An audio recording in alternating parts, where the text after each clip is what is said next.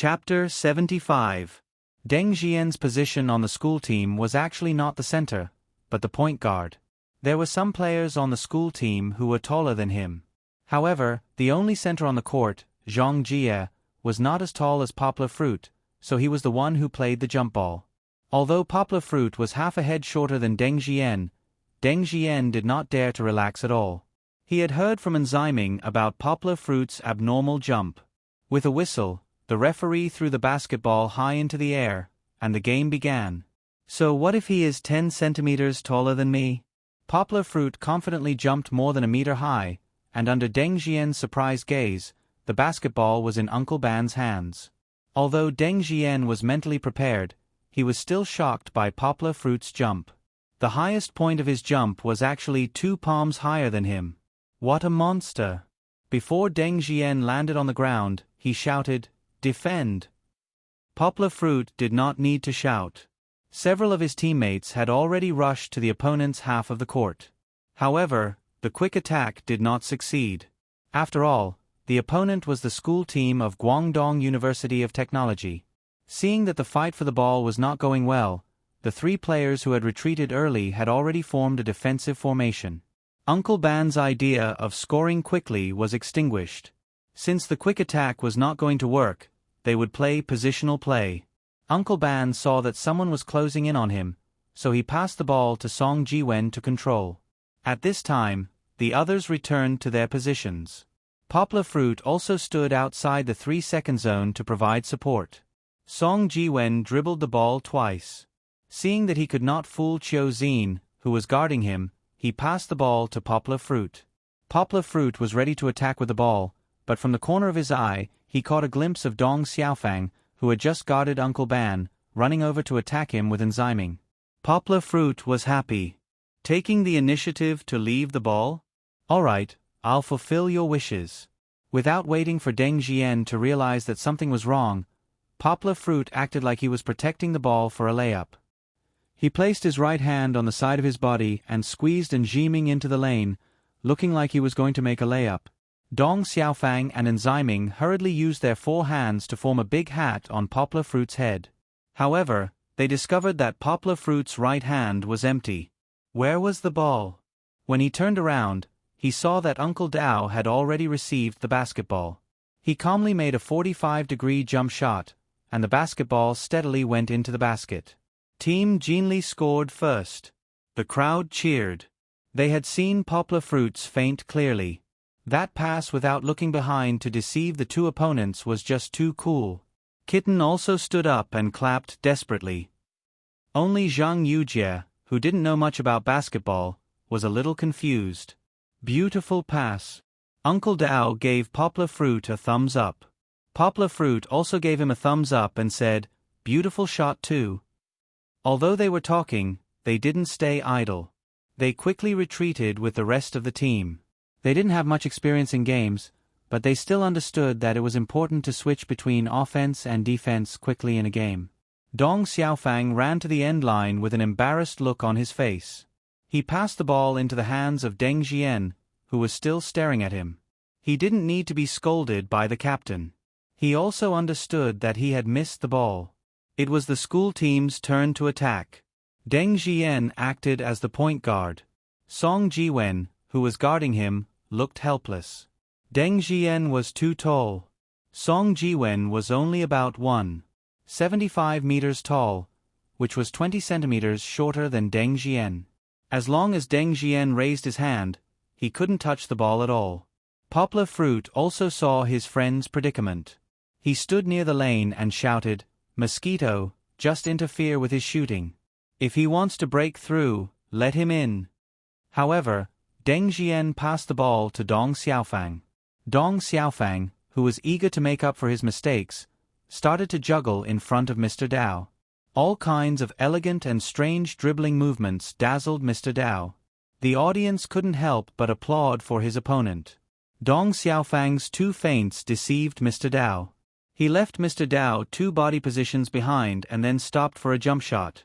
His shot was much more difficult than Mr. Dao's. This kind of rapid breaking and jumping up required a lot of knees. However, Dong Xiaofang was able to control these movements very well. His shot also went in. The defense wasn't good enough. They could only attack. Poplar Fruit passed the ball to Song Jiwen and then quickly ran to the opponent's half of the court. There was still no way to make a fast attack.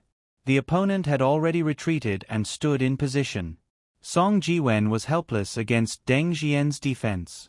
He had to pass the ball to Mr. Ban and let him control the ball. Then he ran with Mr. Dao. Deng Xian didn't follow. Instead, he gestured for Qiu Xin and the others to switch at any time.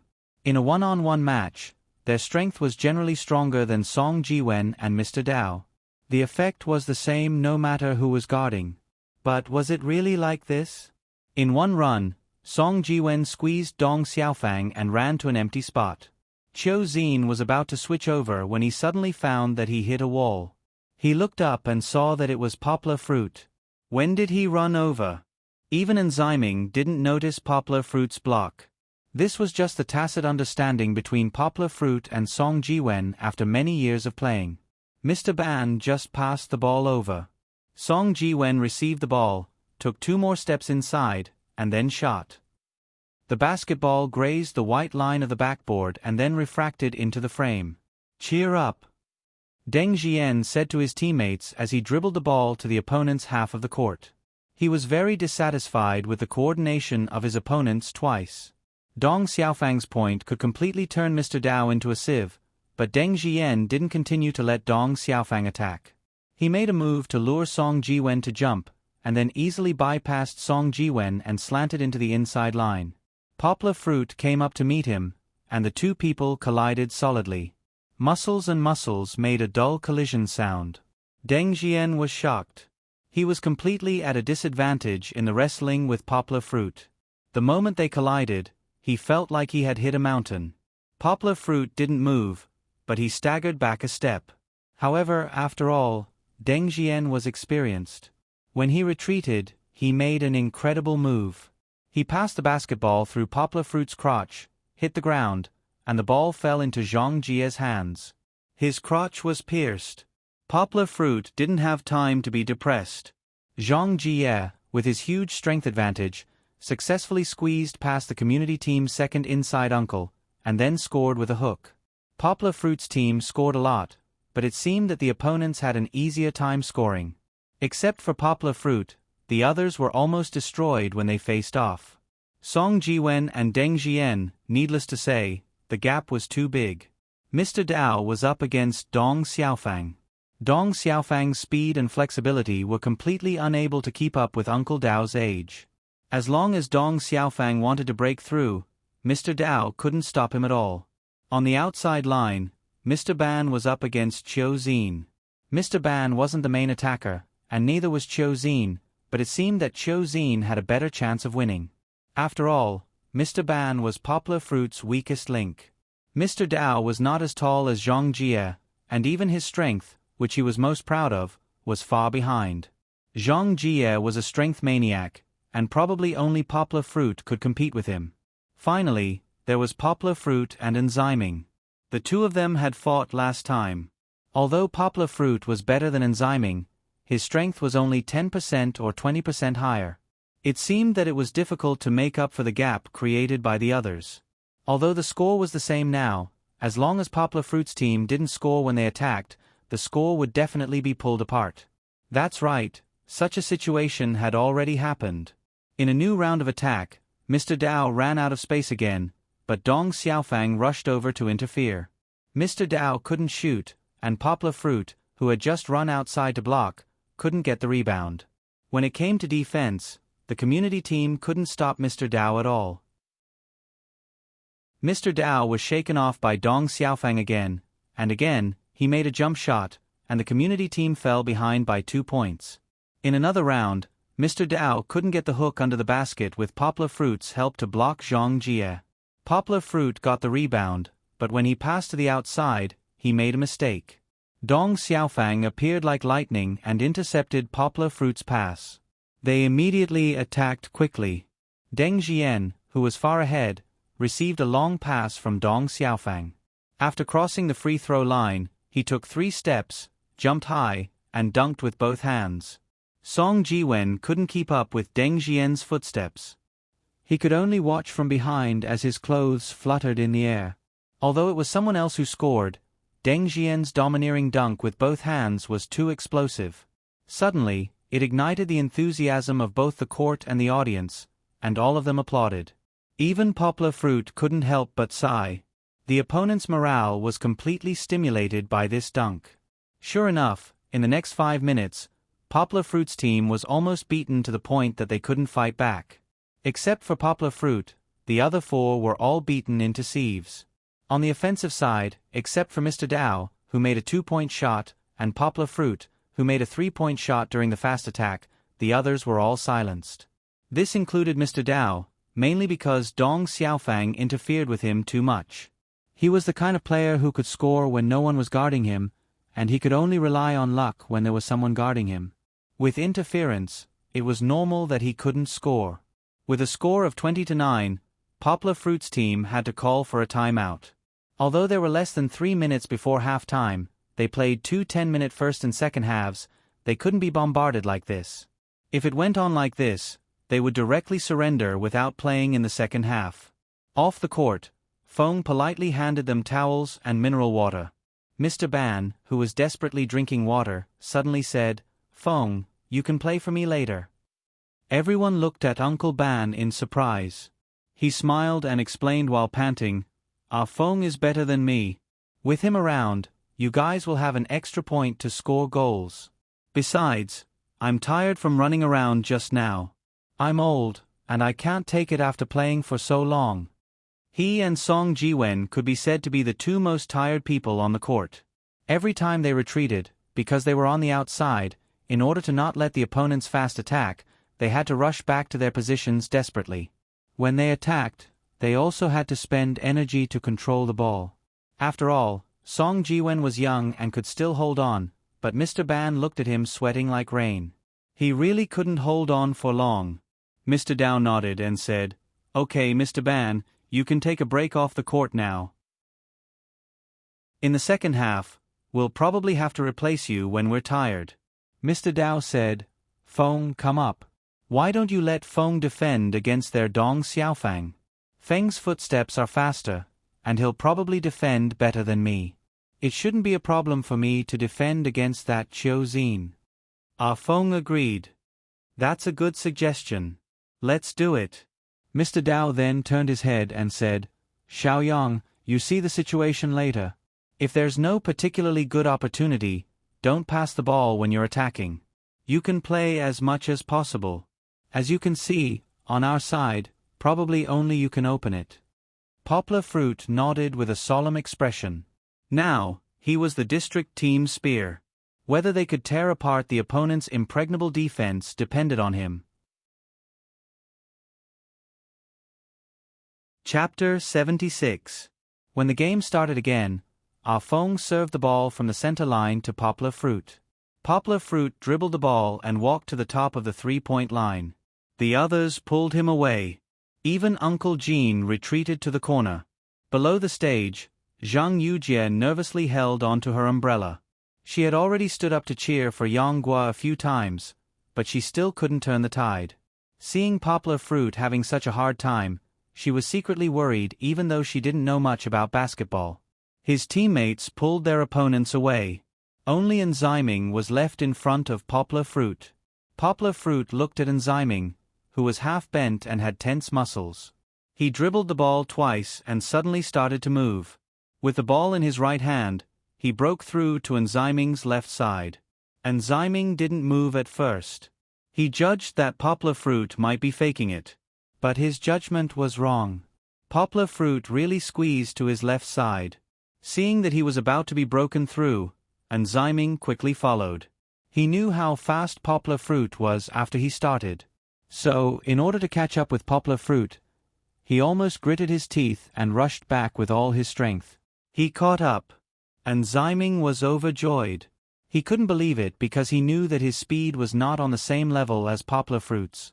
Yes, he really shouldn't believe it because Poplar Fruit was just luring him to catch up. Before he could get close, Poplar Fruit suddenly retreated. With one back and forth, the two of them instantly pulled apart the distance between them. Poplar Fruit just calmly flicked his wrist and threw the basketball out. It almost didn't even jump. When the basketball fell from the net, and Zyming just managed to stabilize his body. He didn't give the others time to react and defend. Brother Yang is beautiful. Little Kitten in the audience applauded desperately. Zhang Yujie, who didn't know how to appreciate it, was a little confused and asked, "Why are you so excited? Aren't there still a lot of points to go?" That's because Brother Yang's step-back shot was very nice. In fact, the score doesn't matter. Playing against the school team of Guangdong University of Technology, they are already prepared to lose. Kitten explained. Is the school team of Guangdong University of Technology very good? As a child who grew up in Beijing, Zhang Yujie had never heard of such a name. She only knew two famous universities in Guangdong province. She asked in confusion, who is better, they or the Hua An team? Hua An team? What Hua An team? Kitten asked in confusion. Beijing Hua An team? Haven't you heard of it? My brother and sister are their fans, Zhang Yujie said. I'm going to faint. Are you talking about the Beijing Hua An team that plays soccer? Kitten patted his forehead exaggeratedly and asked speechlessly. A soccer player? Alright. Let's watch the match. Zhang Yujie laughed awkwardly and quickly changed the topic. While they were talking, the school team made another attack. Their captain passed the ball to Dong Xiaofang. This time, Dong Xiaofang encountered Ah Feng, who was guarding him closely.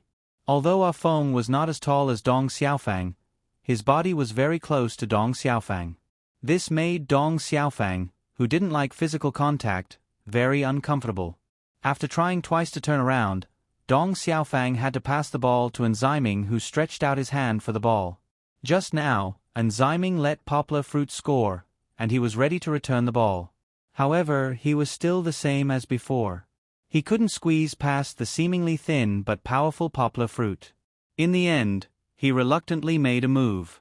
Under the interference of Poplar Fruit, he actually scored. Poplar Fruit looked at his finger gloomily. Just now, his middle finger touched the basketball and changed the original trajectory of the ball. The ball rolled into the basket so beautifully. Maybe if he didn't touch it, it wouldn't have been able to get in. But it was useless to be upset. This time, Poplar Fruit received the ball and began to charge like a madman in the half-court. An Zyming, who was still standing on the ground, was forcefully squeezed past by Poplar Fruit. In the end, Poplar Fruit knocked away Deng Jian, who came up to fill in the defense and did a layup. The difference was reduced to 9 points again. Deng Jian rubbed his chest and looked at An Zyming helplessly. He was 195 meters tall and weighed 120 kilograms, but he was easily knocked away by Poplar Fruit. Deng Jian looked as if nothing had happened after he landed, but An Zyming's chest was in pain. Deng Jian took the ball, shook his head and said, "You're right. This is simply inhuman strength. I wonder who's stronger, Master Ji or him. It's probably enough. Master Ji doesn't give me as much pressure as him." An Zyming finished and ran to the opposite side. Deng Jian still didn't attack. He passed the ball to Qiu Xin. Qiu Xin passed the ball to Zhang Jie, but Poplar Fruit quickly stood nearby. As long as Zhang Jie dared to attack, Poplar Fruit dared to give him a big hat. Under Poplar Fruit's covetous gaze, Zhang Jie passed the ball again. Dong Xiaofang received the ball and shot, but he didn't make the shot. Poplar Fruit grabbed the rebound. This was a good opportunity to chase after points. It was too late to attack quickly. The opponent was at a disadvantage in the previous round. This time, they retreated very quickly. However, Poplar Fruit still attacked unreasonably with the ball. This time, he chose Dong Xiaofang as the breakthrough point. Of course, Dong Xiaofang couldn't defend against Poplar Fruit. Poplar Fruit didn't use any fancy moves. He directly accelerated and squeezed Dong Xiaofang away. Although Dong Xiaofang was afraid of physical contact, he wouldn't give up so easily. He gritted his teeth and followed behind Poplar Fruit, waiting for an opportunity to block him. And Ziming appeared in front of Poplar Fruit. He stood firm, opened his hands, and blocked Poplar Fruit's attack route. Poplar Fruit wasn't afraid.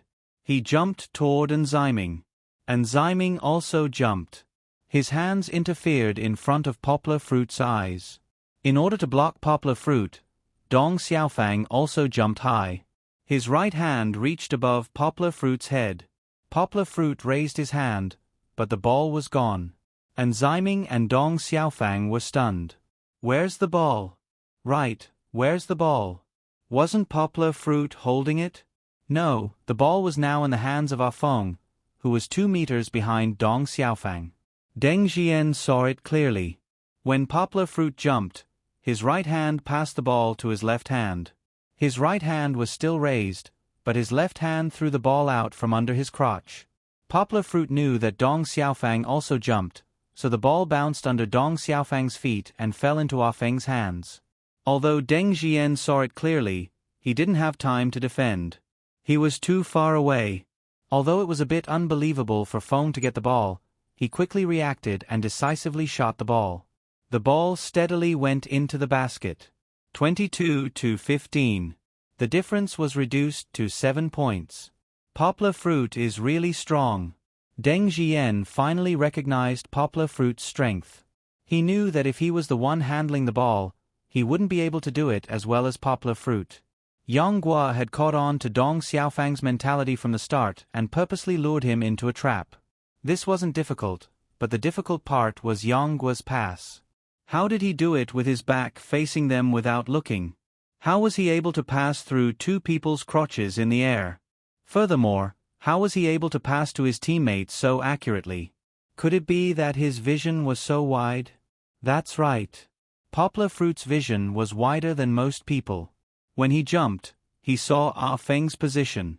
When he jumped, he had simulated the 3D image of the 4 of them in his mind. Then, he judged the angle and strength of his shot based on this.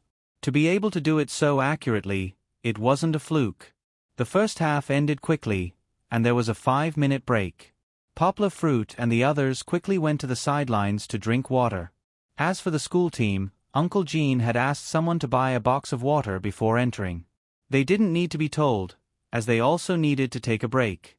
At this time, the restless Zhang Yujie came up and patted Poplar Fruit's shoulder. She wiped the sweat off her hand, but she didn't care. She said loudly, "Little Poplar Fruit, you played well just now. I think highly of you. Good luck." Poplar Fruit didn't know whether to laugh or cry. He looked at her and didn't know what to say. He could only ask her, "Do you guys want to drink water?" After saying that, he handed 2 bottles of water to her. Zhang Yujie didn't hesitate.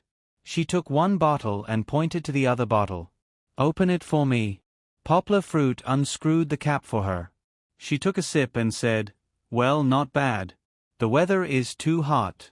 I'm so thirsty sitting there." At this time, Uncle Jean came up and smiled.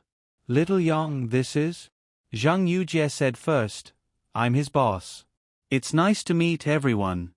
Her aura overshadowed Poplar Fruit's, but if one didn't listen to what she said, one might think that she was declaring Poplar Fruit's sovereignty. Poplar Fruit smiled bitterly and said, "When did you become my boss?" Although he did use the word boss, when he introduced Zhang Yujie to Song Jiwen, in his heart, he didn't think of her as a boss. And strictly speaking, they only had a temporary contractual relationship. She couldn't be considered a boss yet. Zhang Yujie was just a small interlude. 5 minutes passed quickly, and the second half began. Since the score was getting closer, Deng Jian did not plan to make a move. After half the court, he passed the ball to Ziming. This time, he mainly wanted to let his team members get some training. If he made a move and the score difference was too big, this game would be meaningless. And Ziming practiced cross dribbling in front of Poplar Fruit, but Poplar Fruit didn't move, so he didn't force Poplar Fruit and transfer the ball to Qiuzin. Qiuzin didn't feel much pressure facing Uncle Dao's defense. It was just that his shooting wasn't good. He missed a mid-range shot before, so he was just making passes for others.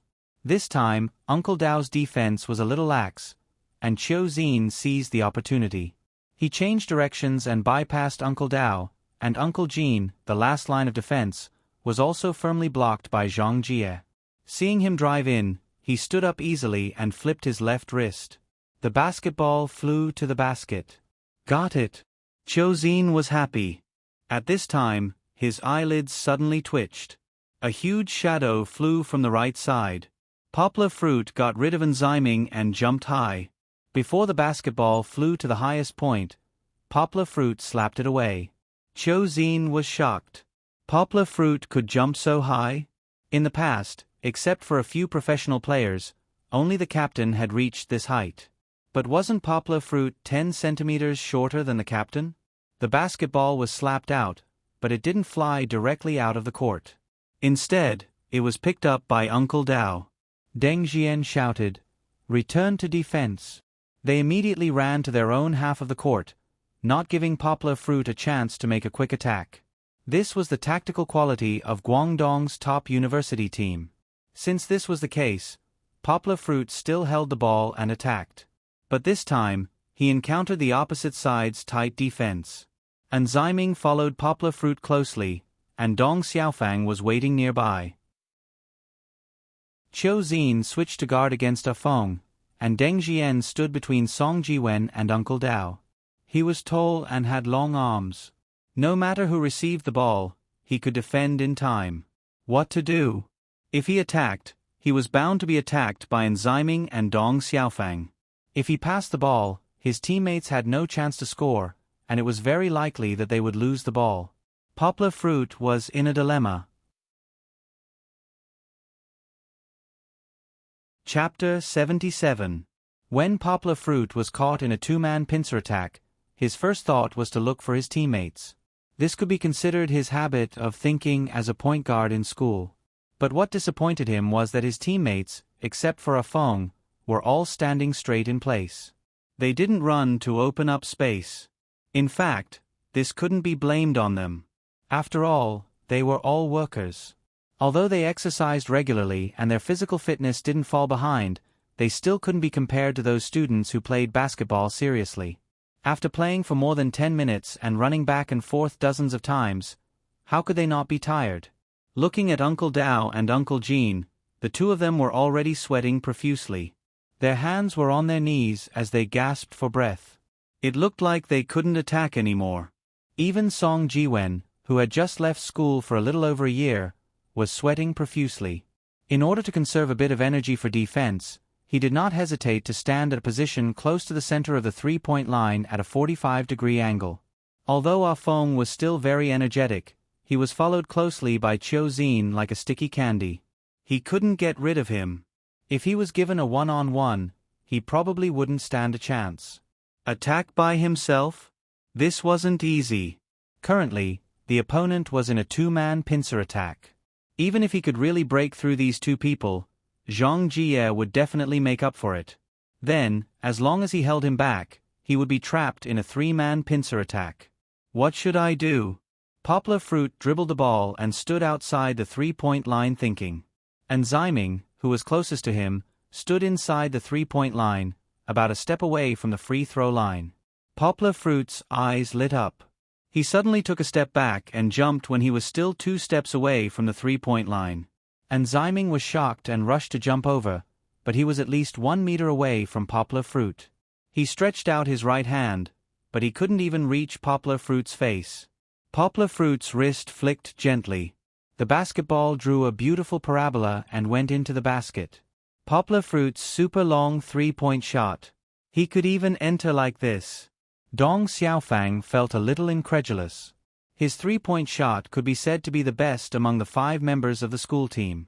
Even if it was him, if he suddenly shot while standing 2 steps away from the three-point line, he was sure that he would miss in such a hurry. Yang Guo, on the other hand, was very confident in his long-range three-point shot. He knew that his wrist strength was very strong. This distance wasn't difficult for him. His shooting sense was even more accurate than normal people's. It was as if he already knew what kind of angle and what kind of strength he should use when he took off. With this kind of talent, which was obtained through cultivation, Poplar Fruit was very confident that he could shoot the ball from any position within the center line without anyone guarding him. Deng Jian couldn't sit still any longer. Friendship was the most important thing, and winning or losing wasn't important. However, if he didn't do anything when he was leading by 11 points, then he would be playing with fire. This time, he didn't pass the ball. Instead, he held the ball and shook it a little. He pointed at Song Jiwen, then took a step to the left and easily hit the mid-range shot. The gap was once again widened to 6 points. Poplar Fruit had a headache because it was too easy for the opponent to score. The small district team's defense was full of holes. Even if he was a god, it was impossible for him to take care of every position. Every time he attacked, he had to put in a lot of effort. He had to fight a battle of wits and courage with a few of the opposing defenders. Even the physical confrontation was very intense. Only then could he barely score a few points. If this went on, if he missed even once, all his previous efforts would be wasted. However, even so, what could he do? In the end, the gap between their strength was too big. However, Poplar Fruit would not admit defeat so easily. Even if I'm the only one who can fight, I'll try my best to turn the tide. Even if you're an iron wall, I'll poke a big hole in it. Even if I lose, I'll let you see how good we are. In the face of a strong opponent, Poplar Fruit's fighting spirit was aroused again. Poplar Fruit's long three-pointer just now scared the opponent. As a result, Dong Xiaofang followed him when he received the ball from the front court, preventing him from suddenly making a long shot. However, this result was what Poplar Fruit wanted to see, or it was exactly what he expected. If both Enziming and Dong Xiaofang were within the three-point line, it would be difficult for Poplar Fruit to break through the two of them at the same time.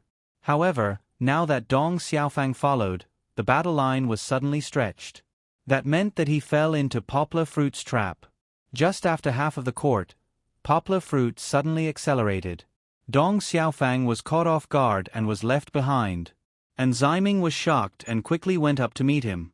As Poplar Fruit rushed forward at high speed, he made a move to break through to the right. Enziming judged that Poplar Fruit must have made a move. Under such inertia, it was impossible for an ordinary person to change direction.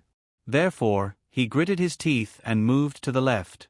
He was mentally prepared to use his body to meet Poplar Fruit, who could not stop in time. However, was Poplar Fruit an ordinary person? Of course not. Poplar Fruit was able to use his left leg as an axis and hook the ball back to him with his right hand at such a fast speed. Then, he turned his body and continued to accelerate to the backboard with this inertia. Although he said so much, Poplar Fruit's feints and turns happened in a flash. Almost no one on the court could react in time. Even Zhang Jie, who was standing under the basket, could only watch as Poplar Fruit's right hand hooked and made a successful layup. Deng Jian and the others, who were familiar with the NBA, only had one name left in their minds: Tony Parker. Parker, the little French sports car of the Spurs. Wasn't Yong's breakthrough and turn for a layup Parker's signature move? Although it was a simple move, not many people could really learn it. This was because the physical talent required for this move was too high. Many people could only grasp the form after learning it. Even if they broke through to the basket, they could not avoid the fate of having to eat hot pot. However, Poplar Fruit's series of moves just now really stunned everyone on the school team. With this move, Poplar Fruit could look down on everyone on the school team, including the professional players. Of course, only people who understood Poplar Fruit's strength could understand. Zhang Yujie, who was on the sidelines, was clapping blindly. She had no idea why everyone was so excited. The school team's offense still avoided Poplar Fruit's defense. This time, Poplar Fruit changed to mock Deng Jian.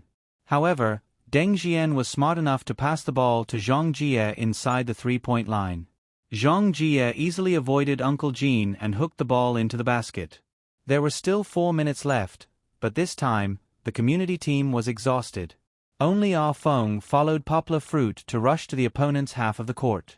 Song Jiwen only ran to the center line. Poplar Fruit gritted his teeth. He still had to do it himself. He got the ball and rushed up. This time, Deng Jian also mocked him. He switched with Enzyming to see if Poplar Fruit was really that invincible.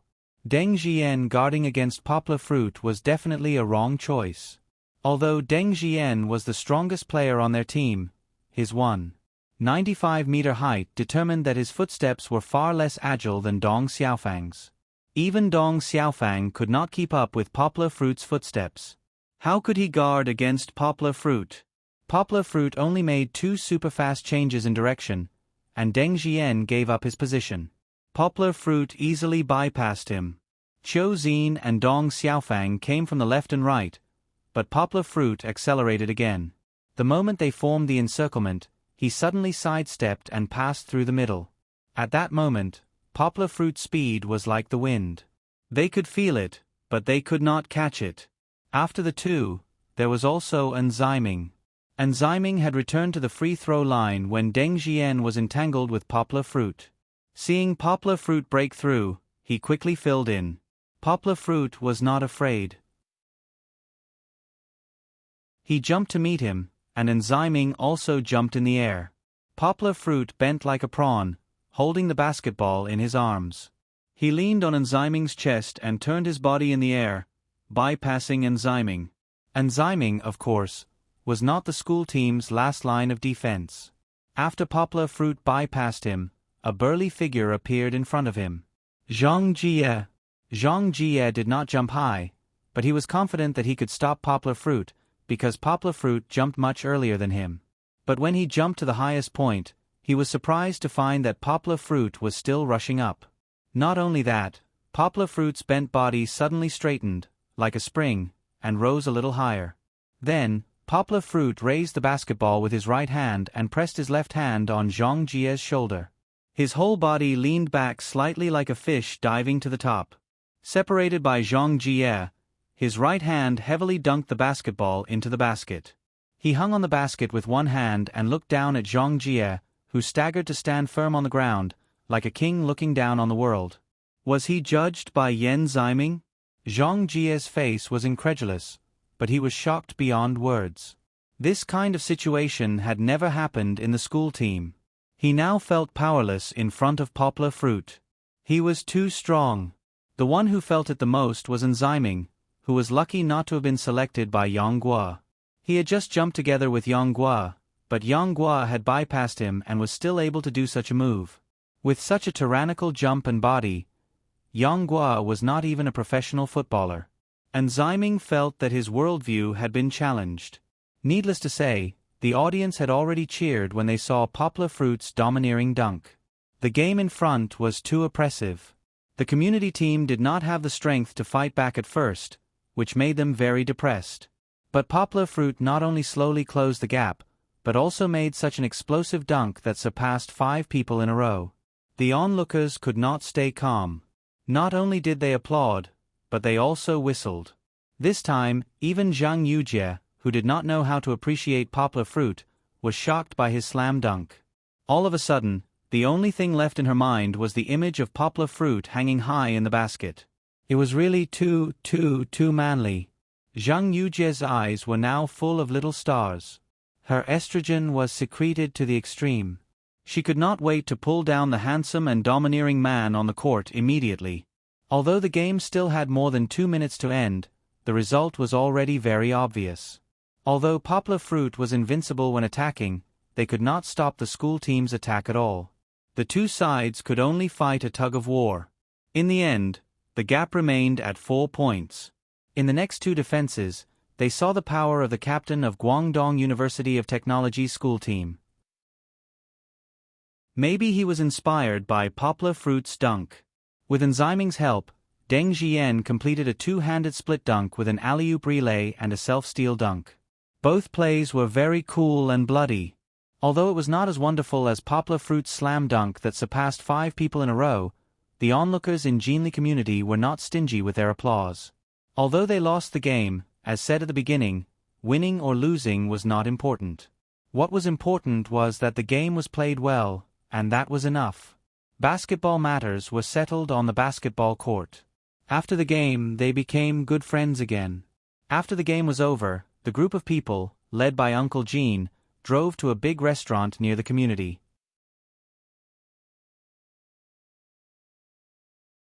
Chapter 78. Song Jiwen pushed open the door and entered with the sound of keys clinking. The bedroom door was closed, but Poplar Fruit's roar came from the half-closed door of the study. How many times have I told you? You have to translate in natural language. Don't think of yourself as a translation machine. You have to be flexible, do you understand? Look at your dry translation. I think Gu Ji's translation is better than yours. Song Jiwen shook his head and put the lunchbox in his hand on the dining table. Then, he walked to the study and knocked on the door. Guazi, I've put the lunch on the table. Hurry up and eat it. Don't let it get cold. Poplar Fruit shouted into the microphone in his headset and made an okay gesture to Song Jiwen. He didn't even have time to say thank you. Song Jiwen didn't mind. He was used to this kind of situation. He waved his hand and went back to his room. After Zhang Yujie went back, Poplar Fruit received the first draft of the book, which was more than 200 pages long. Unlike the other three translators, Poplar Fruit received the first batch of original manuscripts from the United States. Because he was the consultant and final reviewer of the entire team, he had to read all the manuscripts. In less than 2 days, Zhang Yujie told everyone in the group that the foreign copyright owner had notified more than 30 publishing houses in different countries and regions around the world. The book's release date was brought forward from March 6, 2012 to November 21, 2011. It felt like there was still plenty of time, but it suddenly became tight. In private, Zhang Yujie asked Poplar Fruit if they wanted to add 2 more translators. Poplar Fruit didn't hesitate and directly rejected the suggestion. Adding more translators meant more uncontrollable things. However, if they didn't add more translators, everyone would be assigned more tasks. Of course, the burden on Poplar Fruit's shoulders would be heavier. Every day, not only did he have to translate the manuscripts within his scope of responsibility, but he also had to collect the manuscripts of the other 3 translators to review and edit.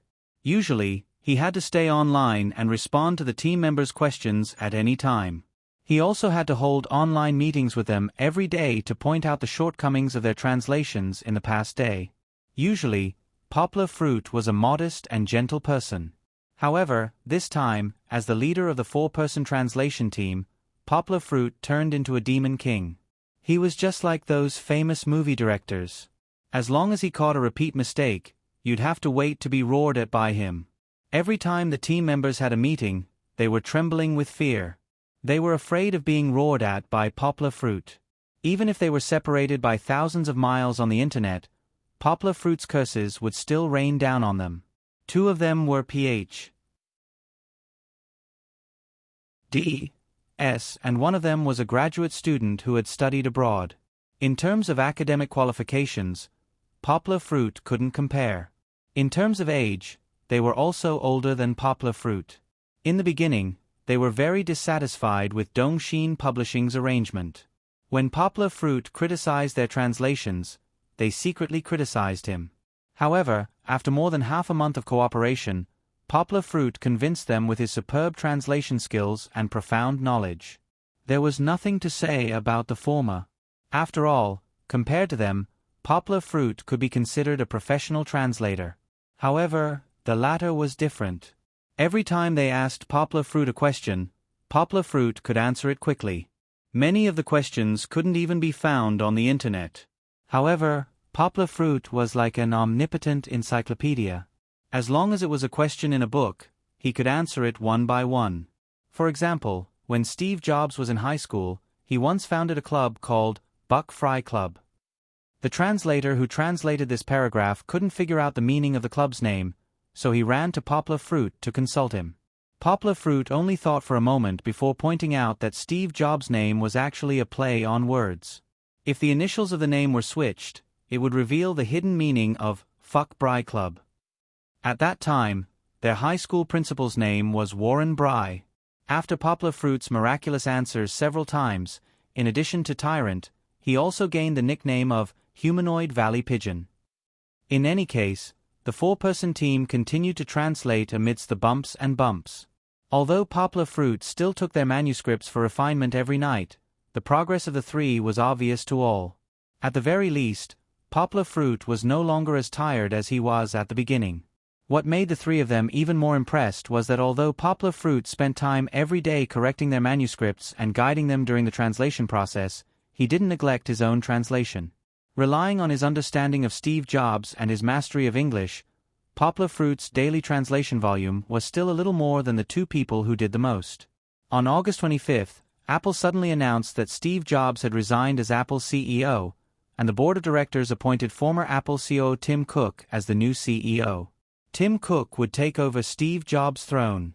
Of course, Steve Jobs' resignation represented the end of an era. This was a self-evident fact, but it was also difficult for many people to accept this news. Poplar Fruit and the others were shocked. People were concerned about where Apple would go without sect leader Joe, but Poplar Fruit and Zhang Yujie saw something different from this news. Sect leader Joe's days were numbered. In fact, sect leader Joe was diagnosed with pancreatic cancer in 2003. Although he underwent surgery to remove the tumor in 2004, there were still hidden dangers in his body. The history of Apple's rise was also the history of sect leader Joe's suffering from cancer. However, Apple's glory could not retain sect leader Joe's health. Sect leader Joe's health was deteriorating day by day. Every time Apple launched an event, Poplar Fruit could see his body becoming thinner and his face pale. Even in 2009, when Steve Jobs went on sick leave for half a year, he didn't really resign as Apple's CEO. This time, he actually put down the scepter of being the leader of Apple. This meant that his health was so bad that it was irreversible. Steve Jobs' life had entered the countdown. Poplar Fruit could almost hear the ticking of the clock, which also indicated that there was not much time left for Poplar Fruit and the others to translate. Poplar Fruit was like a clockwork machine, beginning to translate day and night. Poplar Fruit was now sitting in front of the computer, working non-stop in front of the computer, apart from his routine exercise every morning, apart from taking care of Kiki when she woke up, and apart from eating and sleeping, he didn't even have time to cook. For lunch, he ate the buns he bought in the morning, and for dinner, he waited for Song Ji-wen to come back from work to pack for him. His original plan to go home had been cancelled. For the time being, he could only say sorry to his parents. When this was over, Poplar Fruit planned to go home and accompany them for a month to make up for his mistake of not returning home for more than half a year. To Poplar Fruit's relief, after a month of guidance and supervision, his team members had grown very quickly. Especially Guan Yendian, who came back from studying abroad but was not much older than Poplar Fruit. Not only did he translate a lot, almost half of the three of them, but his translation skills had also improved greatly. When Guan Yendian studied abroad in Australia, he majored in information technology. As a boy with a science and engineering background, he relied on his translation skills, which were honed by working in the subtitling team of American dramas for several months, to squeeze into the translation team led by Poplar Fruit this time. Indeed, in the beginning, he was the weakest in the team, and even reading thick manuscripts was very difficult. However, he was also the most serious and willing to spend the most time among the three of them. Every day, Poplar Fruit had to translate until late at night, because his body only needed 3 hours of rest to be refreshed. However, at 3 o'clock every night, Guan Yendian would come to him with questions. Guan Yendian's hard work, dedication, and conscientiousness really touched him. In private, during breaks, Guan Yendian would take the initiative to discuss his translation experience with Poplar Fruit, and Poplar Fruit would often give him special treatment and train him very carefully. Every time Poplar Fruit had a meeting, he would say, "Steve Jobs is one of the greatest people in the last century and even in this century. After his books are published, there will definitely be countless pairs of eyes watching. Now, every inadvertent mistake we make, every piece of information we miss, every word we misread will be infinitely magnified. If you don't want to be pointed at in the future, and if you don't want to be criticized by people all over the country, read it seriously, and don't miss a single detail." Every time Guan Yendian listened to Poplar Fruit's words very carefully, and these words were like a sharp knife hanging over his head, urging him to work harder and more seriously to translate. Although Poplar Fruit sometimes scolded him very harshly, the two of them still formed a deep friendship, and their academic pursuits made them appreciate each other even more. And under the guidance of Poplar Fruit, Guan Yendian really became the best translator in the translation team, second only to Poplar Fruit. As for later, he became the left and right arm of Poplar Fruit to establish his own foundation, but that is a matter for the future, and will not be mentioned here for the time being. On September 20th, Zhang Yujie went to Poplar Fruit with a dignified expression, and told him that they had received another 200 pages of the manuscript that the author had revised and added.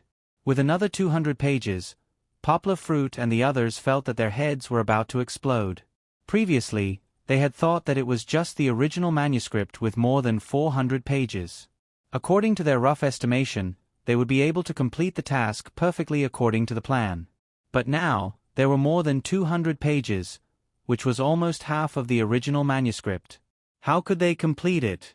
Did they have to make Poplar Fruit and the others stay up all night? Poplar Fruit felt particularly stressed, especially during the online video conference. When he saw the increasingly thin and pale faces of his team members, he frowned even more. After this bad news was announced, everyone mourned. The only girl in the team even pulled her hair, indicating that she couldn't take it anymore. Seeing that the other two were faintly reluctant, Guan Yandian gritted his teeth and said, "Boss, why don't you give me 100 pages? I can still handle it." However, Poplar Fruit didn't want him to desperately stay up all night to rush the manuscript. Not to mention whether his body could handle it or not, how good could the manuscript be when he was extremely exhausted? In the end, he still needed Poplar Fruit to revise it. Wouldn't that increase his workload? In that case, it would be better to let him translate from the beginning. After some discussion, Guan Yandian turned over another 40 pages of the manuscript, while the other two took 20 pages each. Poplar Fruit took over the remaining 120 pages. Although it was a bit much, Poplar Fruit felt that it was possible to finish it if he worked overtime and gritted his teeth. The translation team also entered the final sprint stage. Sect leader Qiao didn't have much time left, but their task was still so difficult. But at this moment, no one dared to slack off, because they weren't competing with themselves or the publisher. They were fighting together with the tenacious and unyielding sect leader Qiao against the impending Grim Reaper and the heavens.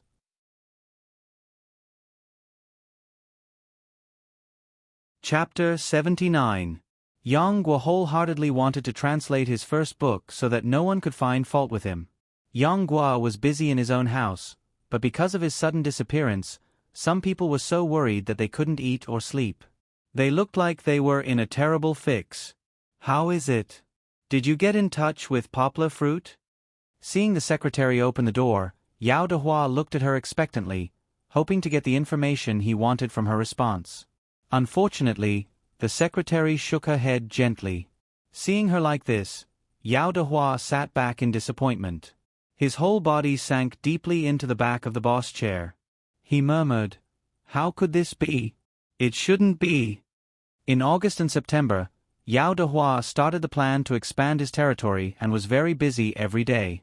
Poplar Fruit didn't log into the Gold Translator's account. He didn't know such important news until more than half a month later. Not only did Poplar Fruit not log into the Gold Translator's account, but he couldn't even get through to his mobile phone.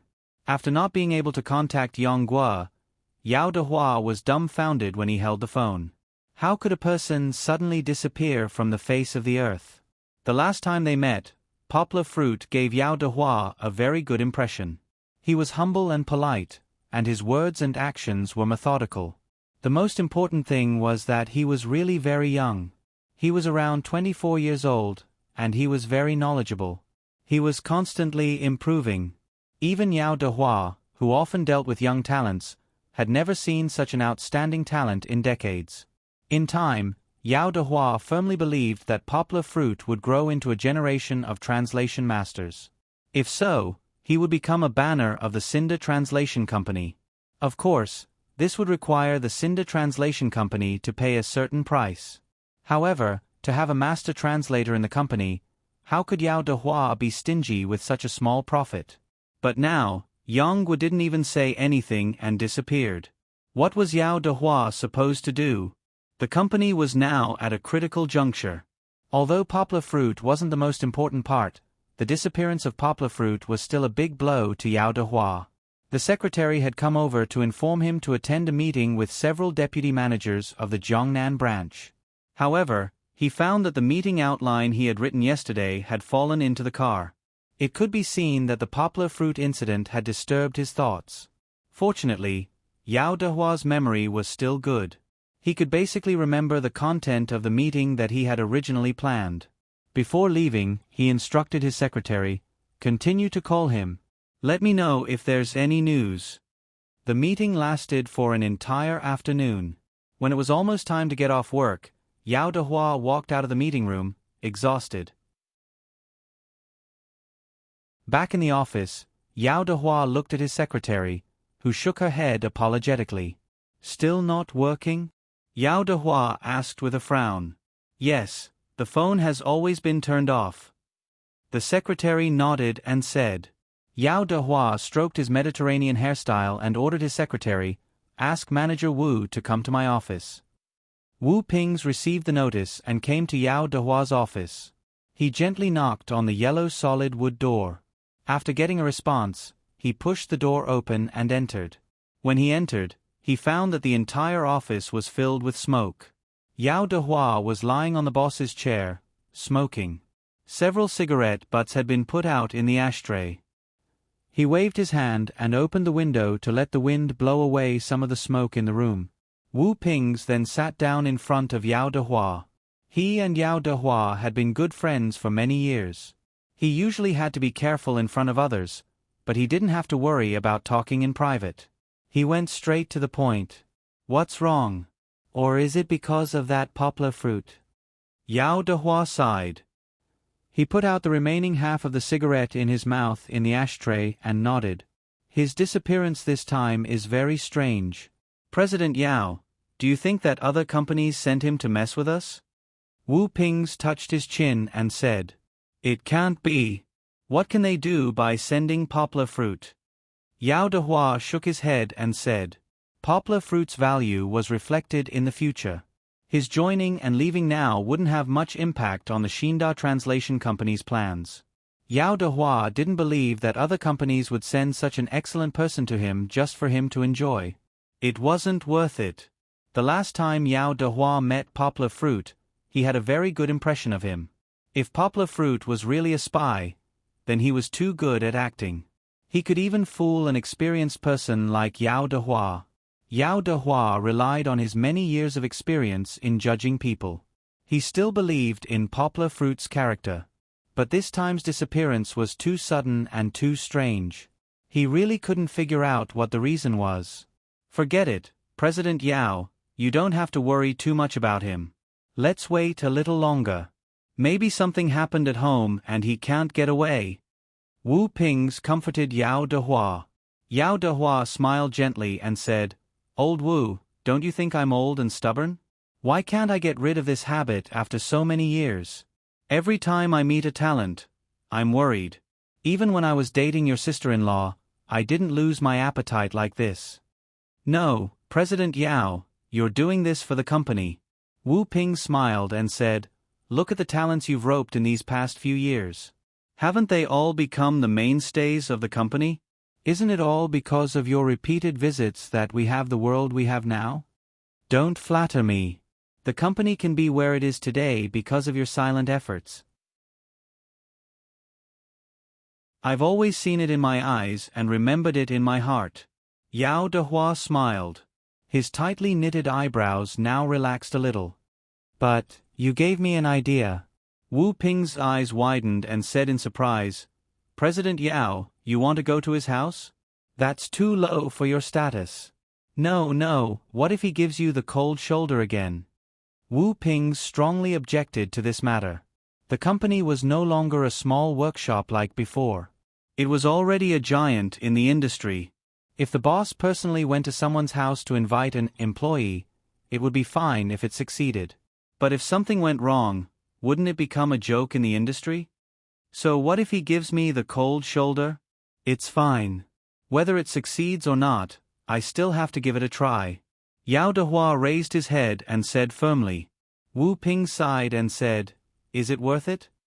Yao Dehua smiled and said, "It's worth it.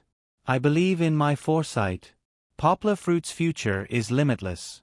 I have high hopes for him." He patted the table and said with his eyes shining, "Then it's settled. Go back and help me check the address of Poplar Fruit's registration. Wu Pings couldn't persuade him and could only say, okay, I'll get Little Fong to send the address to you.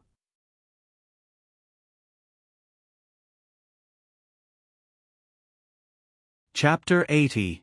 After work in the evening, Yao Dehua called home and said that he wouldn't be home for dinner. He then drove straight to Poplar Fruit's place. Because it wasn't a car from the neighborhood, Yao Dehua spent a lot of effort and a pack of Hongtashan to get the old guard to agree. But after entering, Yao Dehua realized that it would have been better to find a parking space outside. Why are there so many people? Yao Dehua frowned. His car was moving slower than a snail on the small path between the buildings. There were people coming and going along the road.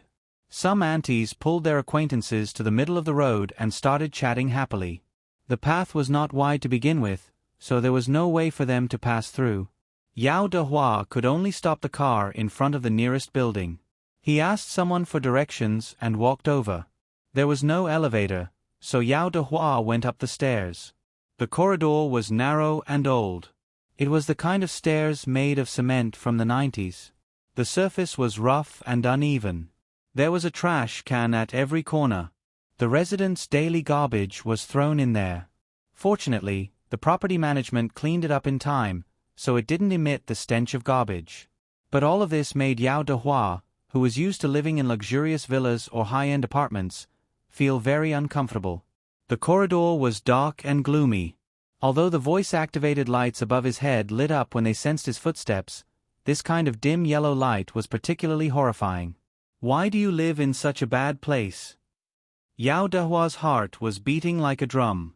He remembered that his secretary had told him about Poplar Fruit's income.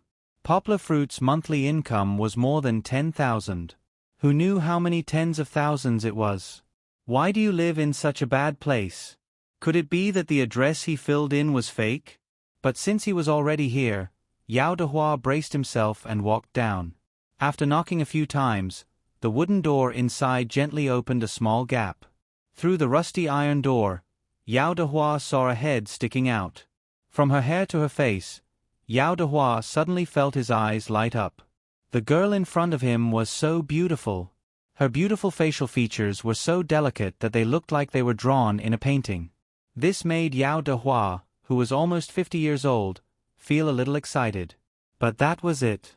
His own daughter was almost the same age as the girl in front of him. Yao Dehua had long passed the age of chasing girls. The girl's beautiful eyes stared straight at him, sizing up his sweaty Mediterranean hairstyle, frowning as she waited for him to speak. Yao Dehua understood and quickly asked, "Hello, is this Poplar Fruit's house? You're looking for Poplar Fruit?" Hearing this name, the girl's eyes seemed to flash. She asked, "Who are you?" "There's hope." Yao Dehua was overjoyed. He quickly took out a business card from his pocket and handed it over to the girl, saying, "I'm the general manager of Shinda Translation Company. I don't know if Poplar Fruit has told you that he's currently our company's gold medal interpreter." Speaking of Shinda, Duan Xueqing certainly knew about it. In the past, Poplar Fruit had even encouraged her to go there to earn money. However, she didn't lack that little bit of money. After registering, she would occasionally go up to take a look, or accept 2 missions to see if the knowledge she had learned in school had deteriorated. "Then you're Poplar Fruit's boss?" Duan Xueqing asked. "I wouldn't dare to be a boss," Yao Dehua said with a smile. "Our company aims to provide a platform for translators. We work together to benefit each other, especially for such an outstanding talent like Poplar Fruit. Our company attaches great importance to him. Rather than boss and employee, I think it's more appropriate to use the term partner." Hearing him praise Poplar Fruit, Duan Xueqing smiled and said softly, "I don't know why you're here. Poplar Fruit doesn't live here anymore." "Is that so? Where did he go?" Yao Dehua asked. "I couldn't get through to his phone before." "Oh, you're talking about Poplar Fruit's 157 number, right? Some time ago, he accidentally broke his SIM card, and he's been busy recently. He didn't have time to fix it, so now I can only call the landline where he lives, and it often doesn't go through." Duan Xueqing said. She was a little depressed when she mentioned this. Now that her mother was home, she wanted to get closer to Poplar Fruit, but Poplar Fruit was too busy to pay attention to her. I see. I don't know what he's been doing recently. I also didn't see him these days, so I came to visit, Yao Dehua said. Then let him tell you. I don't know if it's appropriate, Duan Xueqing pondered and said. Well, I'll give you his current address. Yao Dehua saw her gently close the door, and then after a while, she came out and stuffed a note into the gap of the iron door. This girl is really cautious. She's still worried about me. She's so careful, like a little lamb guarding against a big bad wolf. Yao Dehua didn't know whether to laugh or cry as he took the note. Jinli District. He was familiar with this place. He had some friends who lived there. This was a few years ago. Yongcheng was changing with each passing day, and now the most popular district for the rich was no longer there. However, he still had some impression of this district. He had been there before, and it was quite clean. Compared to where he was standing now, it was heaven and hell. After thanking Duan Xueqing, Yao Dehua hurriedly walked out of the building that looked like a man-eating beast. He ran to his car as if he was running away and drove away. This wasn't Yao Dehua being pretentious. It was easy to go from frugal to extravagant, but difficult to go from extravagant to frugal. This sentence could be used on most people. Yongcheng's roads extended in all directions, but during rush hour, there was still a problem of traffic jams. He was stuck on the viaduct, and he couldn't see the end of it. Yao Dehua had just opened the window when he heard the sound of horns. At this moment, the people on the road were all anxious. They had just finished a tiring day of work, and their wives and children had already prepared delicious food for them. Even if they knew that honking wouldn't work, they still couldn't help but pat the middle of the steering wheel. The air outside was scorched by the residual heat of the ground and the exhaust from the car. It was hot and smelly. Yao Dehua closed the window again. At least there was air conditioning in the car. He pressed a button, and a deep and melodious saxophone sound came from the high-end stereo in the car. The song Soulless Bridge, also known as Auld Lang Syne, was Yao Dehua's favorite. This song was already a classic, and with the saxophone playing, it became even more emotional. It was as if he was saying goodbye to a friend at a quiet and empty intersection. The gentle singing had a touch of sadness. Listening to the song and looking at the thousands of lights, Yao Dehua's anxious mood slowly calmed down even though his stomach was growling from hunger. He was now basically sure that Yang Guo wasn't lying to him to avoid him, but really had something to do. This also proved that he wasn't wrong about Yang Guo before. Since this was the case, why should he be anxious for a few minutes?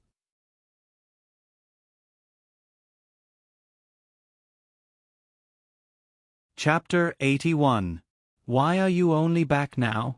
Poplar Fruit opened the door with Kiki in his arms. He turned around and went back in without looking up, asking, "Where's your key?" It was very late now, and Song Jiwen had yet to arrive. Kiki had already had her fill of milk, and Poplar Fruit had temporarily put down the work at hand to let his team members have dinner. However, he had nothing to eat, so he could only play with Kiki in the living room. Speaking of this, he suddenly realized something. He turned around and cried out in surprise, "Big Brother Yao, why are you here?" He hurriedly let Yao Dehua, who was standing at the door, in. "You suddenly disappeared without a word, and I couldn't get through to you on the phone. Tell me, why am I here?" Yao Dehua changed into slippers and walked in. He patted Poplar Fruit on the shoulder and complained. Poplar Fruit thought about it carefully. Before turning to the project of sect leader Chao's biography, he really hadn't mentioned it to Xinda. Moreover, there was a problem with the SIM card, so he didn't have time to get a new one. No wonder. Yang Guo apologized to Yao Dehua with a guilty expression, and went to prepare tea for Yao Dehua.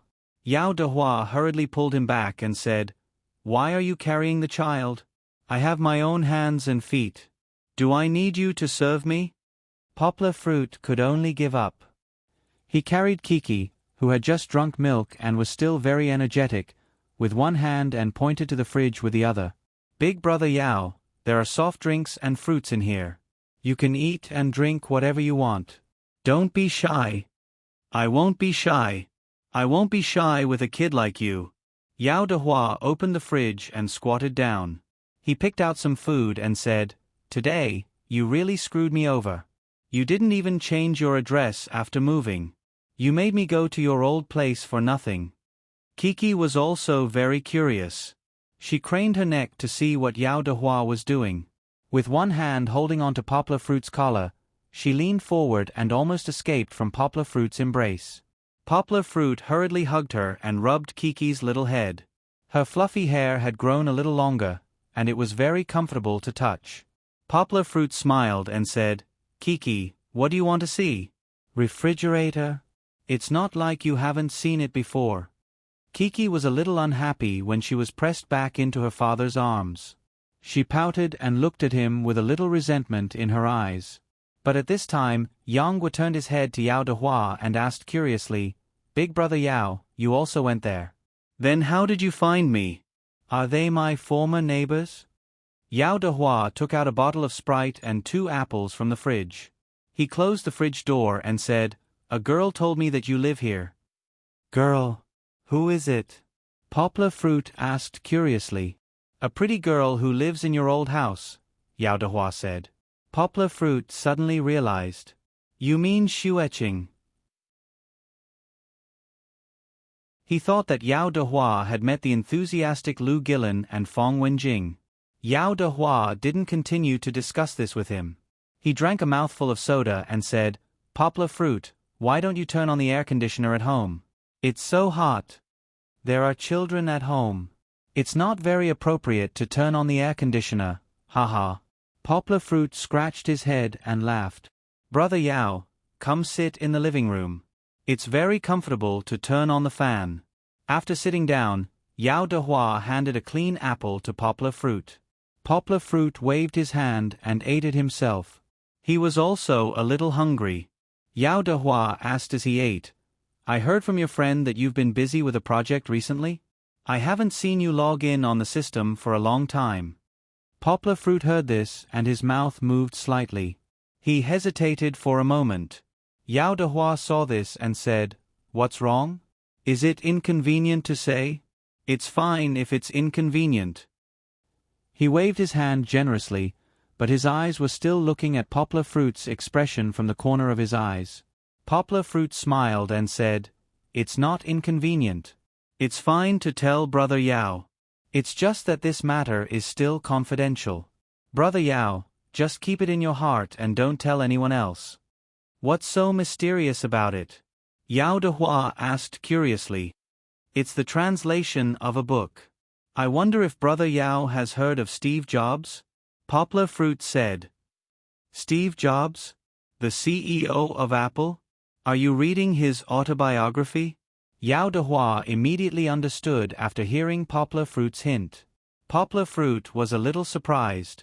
He asked, "Boss Yao, you also know about this book?"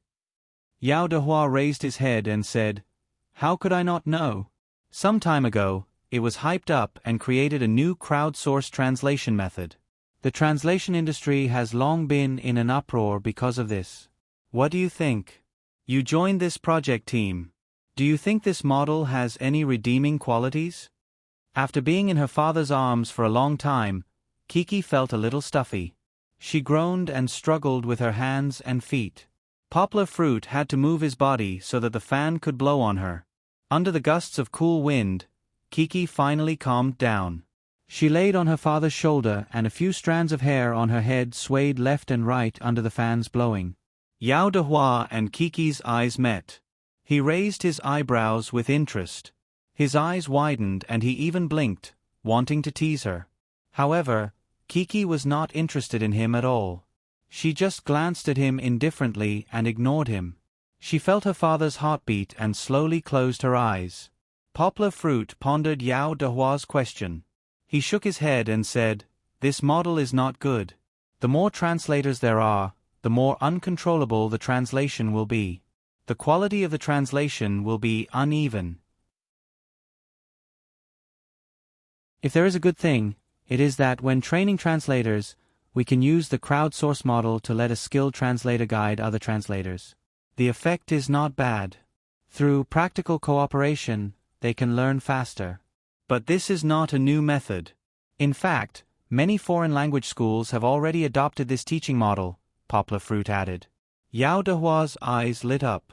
He asked, "Wait, this model is effective for training translators. Do you mean on the internet?" "Yes, it's on the internet. As long as the translator in charge of guiding is skilled enough, he can guide several people at the same time. As long as he has a little bit of potential, he can learn in this practical mode and improve greatly. Of course, his future growth will still depend on his own efforts and ability to comprehend," Yonghua said. "This is worth a try." Poplar Fruit's words gave Yao Dehua a lot of inspiration. However, these inspirations were still relatively fragmented. If he wanted to integrate and implement them, he still needed to discuss with several managers in the company. He then discussed some specific details of the crowdsourced translation model with Poplar Fruit. When it came to work-related matters, Yao Dehua was also in high spirits. The hunger in his stomach was also forgotten. When it came to the happy part, Yao Dehua was so excited that he almost jumped up.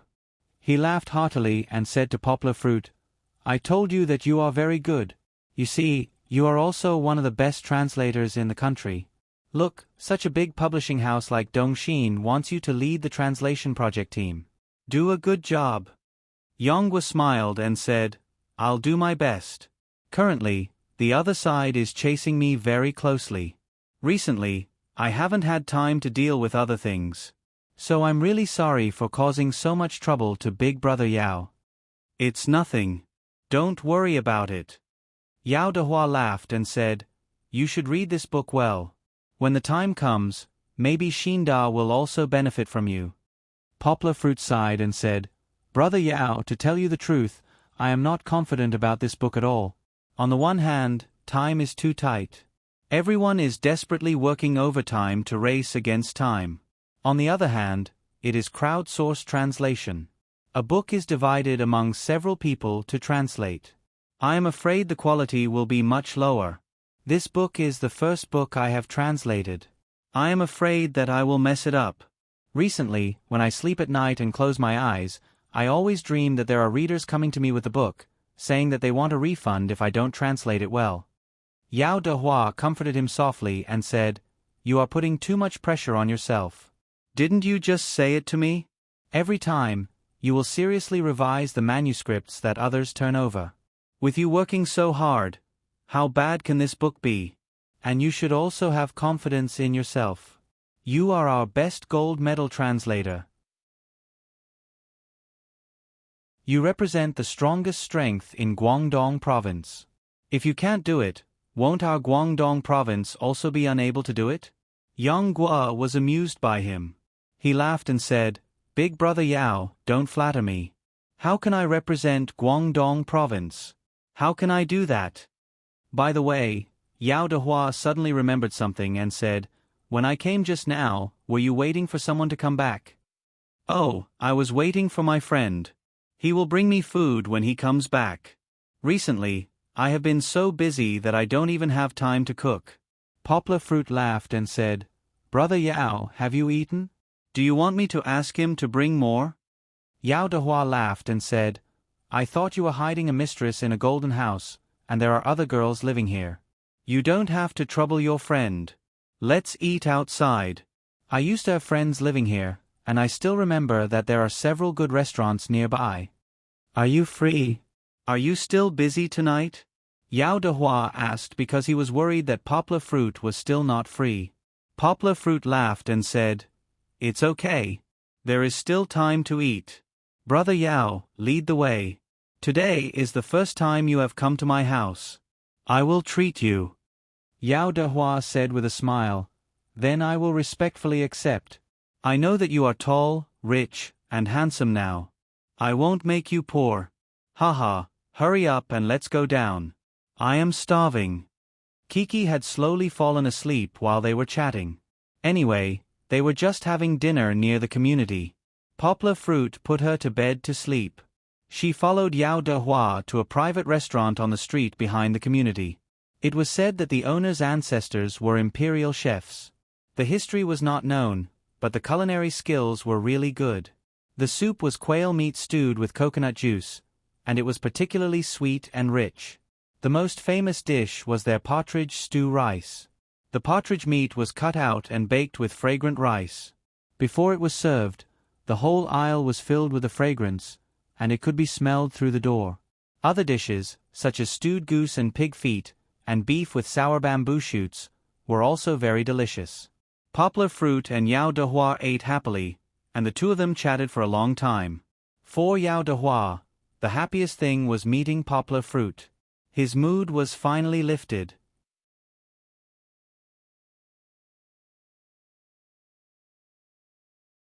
Chapter 82. During the National Day holiday, the entire country was immersed in the holiday atmosphere. All the major tourist attractions were almost bursting with hundreds of millions of Chinese people. However, on this day that was supposed to be a break, Poplar Fruit and his 3 other team members didn't give themselves any time to relax. The ticking sound in their heads was like the sword of Damocles hanging over their heads. That trembling horse's mane was about to be cut off at any second. On the second day of the holiday, Zhang Yujie, who had been busy for more than a month without rest, started her vacation. Under the immense pressure, she was also working non-stop like Poplar Fruit. All she wanted to do was to complete this big project to the best of her ability. However, she didn't know what was wrong with her. It was rare for her to have a few days of rest. Instead of sleeping in at home in Beijing, she actually flew thousands of miles to Guangzhou and stayed at Poplar Fruit's house for the past few days. If everyone thought that a man and a woman living in a room together would have some kind of romance, then they were completely wrong. Yang Guo didn't have the time to think about women right now. Even if Zhang Yujie, who was so familiar that he could pinch juice out of her, walked around in front of him all day long in hot pants and a halter top, he was still indifferent. Zhang Yujie once tried to gather the courage to snuggle up to Poplar Fruit's back. Her soft and hot body was about to throw itself into his arms, but Poplar Fruit impatiently pushed her out of the study and closed the door. Zhang Yujie was so angry that she pinched the pillow in the living room and scolded him. Unromantic, blockhead. Zhang Yujie didn't know why, but after all these years, she just had to fall in love with Poplar Fruit. Poplar Fruit was indeed tall and handsome, but it wasn't as if Zhang Yujie had never seen a handsome guy before. Among the men who pursued her in Beijing, there were at least a few who were taller and more handsome than Poplar Fruit. Moreover, their family backgrounds and financial strength were miles ahead of Poplar Fruit. In terms of talent, Poplar Fruit was indeed not inferior to anyone, but others were also very outstanding. Several of them became the bosses of listed companies before the age of 30.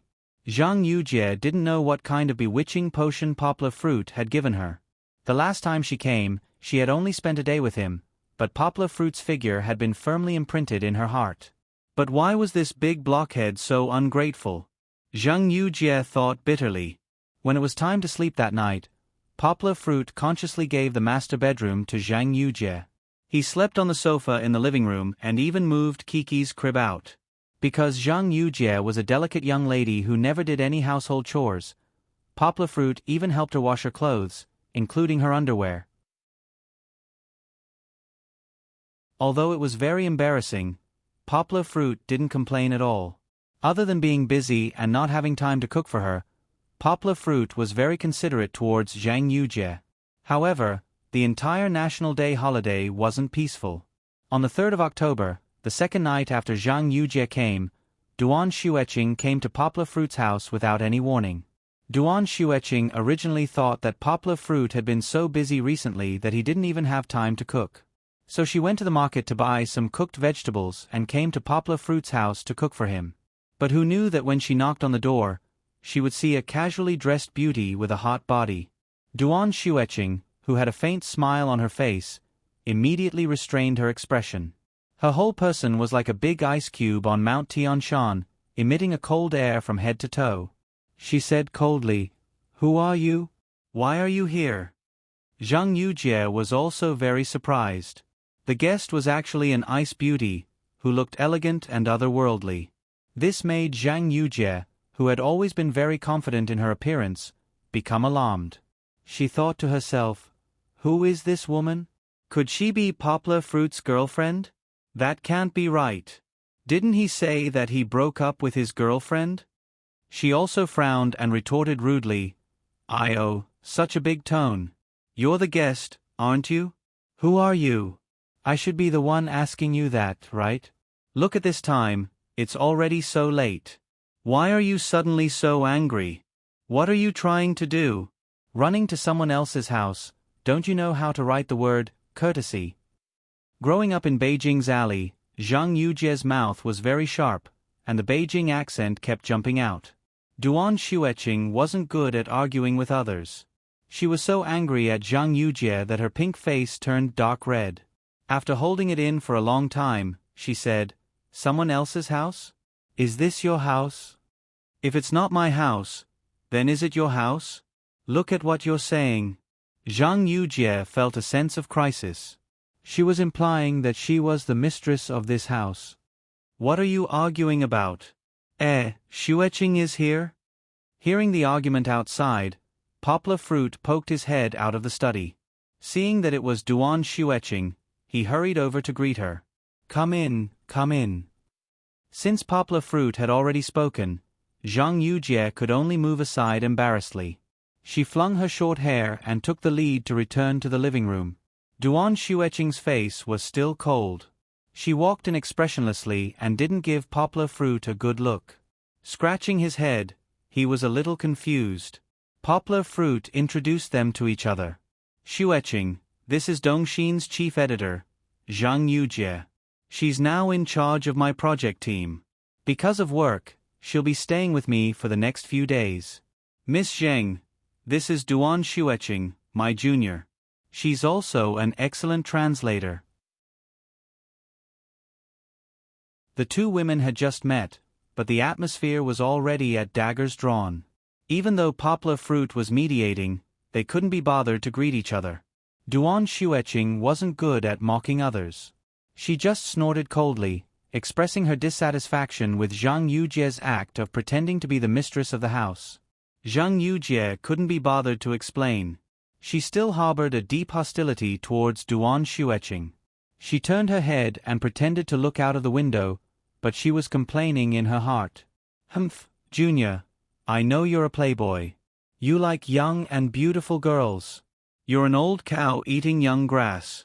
You're not a good thing." She completely forgot that her intention towards Poplar Fruit was also an old cow eating young grass. Standing in the living room, Duan Xueqing pulled Poplar Fruit's cuff, who didn't know what to say. She said, "Brother Yang." And Poplar Fruit looked at her with concern. He saw a bulging bag in her hand and quickly reached out to take it. "What did you bring? Isn't it heavy? Come, put it on the table." Duan Xueqing was particularly happy with Poplar Fruit's thoughtfulness. She smiled sweetly and said, "I brought some dishes for you. I'll cook for you later." "Okay, the three of us will eat together." "You haven't eaten yet, right?" Poplar Fruit responded casually. Duan Xueqing's nose twitched. She muttered, "But I only bought a portion for you and me. Who knew there would be other people here? You didn't even tell me." She didn't avoid Zhang Yujie sitting next to her. "Who wants you to buy?" Zhang Yujie stood up, took out her mobile phone and said, "I'll order a table of dishes and ask someone to send it over. It's definitely better than yours." Poplar Fruit felt a headache coming on.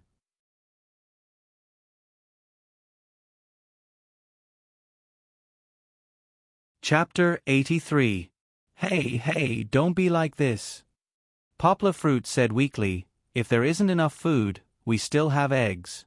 We can make do with a few fried eggs." "How can we make do with food?"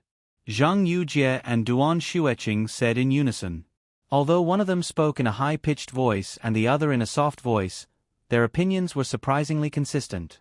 As soon as they finished speaking, the two looked at each other and then fiercely turned their heads to the other side. "Okay." Poplar Fruit scratched his head and didn't know what to do. Although he said that he had dated before, he had never faced two girls who were jealous of each other in front of him. Of course, Poplar Fruit didn't think that the two girls weren't happy because of him. He always thought that the two girls probably didn't get along and quarreled as soon as they saw each other. Now, both of them were embarrassed. Then I'll go cook, Poplar Fruit said. He rolled up his sleeves and was about to follow Duan Xueqing to the kitchen. No, Zhang Yujie saw this and put down her phone. She strode over and grabbed Poplar Fruit's arm. Her pretty face was tense as she said, "You can't go." Why? Poplar Fruit was confused. Duan Xueqing stood there and looked at Zhang Yujie and her hand that was holding Poplar Fruit. Zhang Yujie hesitated for a moment before saying, "You can't go, you have to work." At this time, she also let go of Poplar Fruit's arm. Following this thought, she continued to say, "Don't you have a team meeting every day? It's almost time now, hurry up and go." Poplar Fruit looked up at the clock. It was true. Every day, he would have a summary meeting with the team before dinner to analyze the day's work and explain the problems in the translation manuscript handed in yesterday. But Poplar Fruit felt that it wasn't good to leave them outside the study. Duan Xueqing was a guest. It didn't make sense to let her cook for him. Seeing Poplar Fruit's hesitation, Duan Xueqing couldn't bear to let him be in a dilemma. She opened her cherry lips and said first, "Brother Yang, if you have something to do, you can do it first." "I can cook. Let me do it." "Okay," Poplar Fruit nodded and said, "Then I'll trouble you." Poplar Fruit went into the study to have a meeting with the team members. There were routine roars and happy praises. After 2 months of bumpy run-in, the other 3 people in the project team were doing well. There were not many things that Poplar Fruit needed to worry about. At present, he only needed to spend time to integrate everyone's translation style, and he didn't need to correct their semantic mistakes. In and out, another hour or so passed. In a relatively small space like the study, even if the outside world was noisy, Poplar Fruit, who was 100% immersed, wouldn't know. However, what was certain was that there was almost no dialogue between the 2 women. When Poplar Fruit came out, he saw that they were still the same as before. They were 1,000 miles away from each other, and he couldn't look at them directly. When he came out, the meal was already prepared. Looking at the table, on the left, there were mushroom stir-fried cabbage, assorted shrimp, and edamame stir-fried beef. On the right, there were braised pork, sweet and sour pork, and fried fish. Some people might ask, why is it the left and the right? Because these 2 groups of dishes were placed on the table not next to each other, and the distance between them was enough to pull a horse for a walk. Without asking, Poplar Fruit knew that the 3 dishes on the left were brought by Duan Xueqing, and the 3 dishes on the right were ordered by Zhang Yujie. Duan Xueqing liked light food, and she rarely ate big fish and big meat. Even if there was meat in the dishes, it was chosen by Poplar Fruit. Zhang Yujie, on the other hand, was a carnivore. She used to live a luxurious life in Beijing, and she didn't like plain home-cooked food. After washing their hands and eating, Poplar Fruit was in the middle of 2 beautiful women. Zhang Yujie took the lead and moved her chair very close to Poplar Fruit. Under her proud eyes, Duan Xueqing gritted her teeth and didn't show any weakness. Poplar Fruit didn't know whether to laugh or cry as he sat in the middle. Even though the fan was set to the highest setting, he was still sweating profusely. On one hand, it was because he was tightly pressed against them, and on the other hand, it was because he couldn't think of any way to persuade them. It was really awkward to be stuck in the middle.